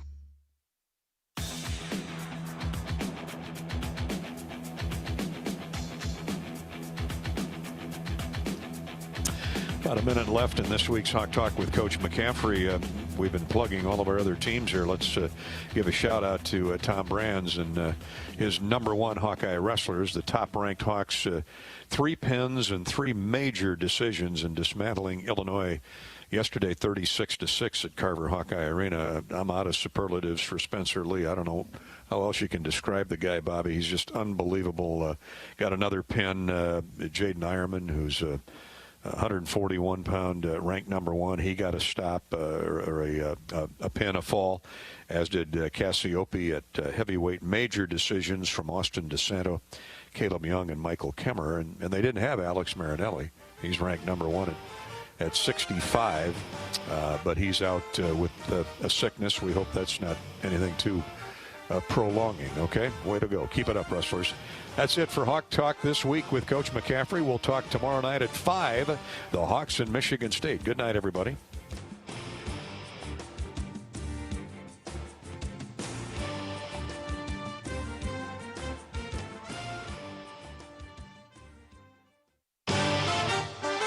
On the Hawkeye Sports Network from Learfield IMG College, this has been Hawk Talk with Fran McCaffery, presented by 1201 Kitchen and Tap in Coralville, featuring an extensive menu of steak, seafood, and sandwiches, along with a full bar and wine selections. Also brought to you in part by Bud Light. Whenever there's a game to watch, there's a Bud Light there. Ford, inviting you to visit your local Ford store or buyfordnow.com. Hy-Vee. Hy-Vee Plus Premium membership delivers exceptional savings and services only for members. Save money every time you order groceries online and receive new exclusive offers each month. Membership has perks. Sign up for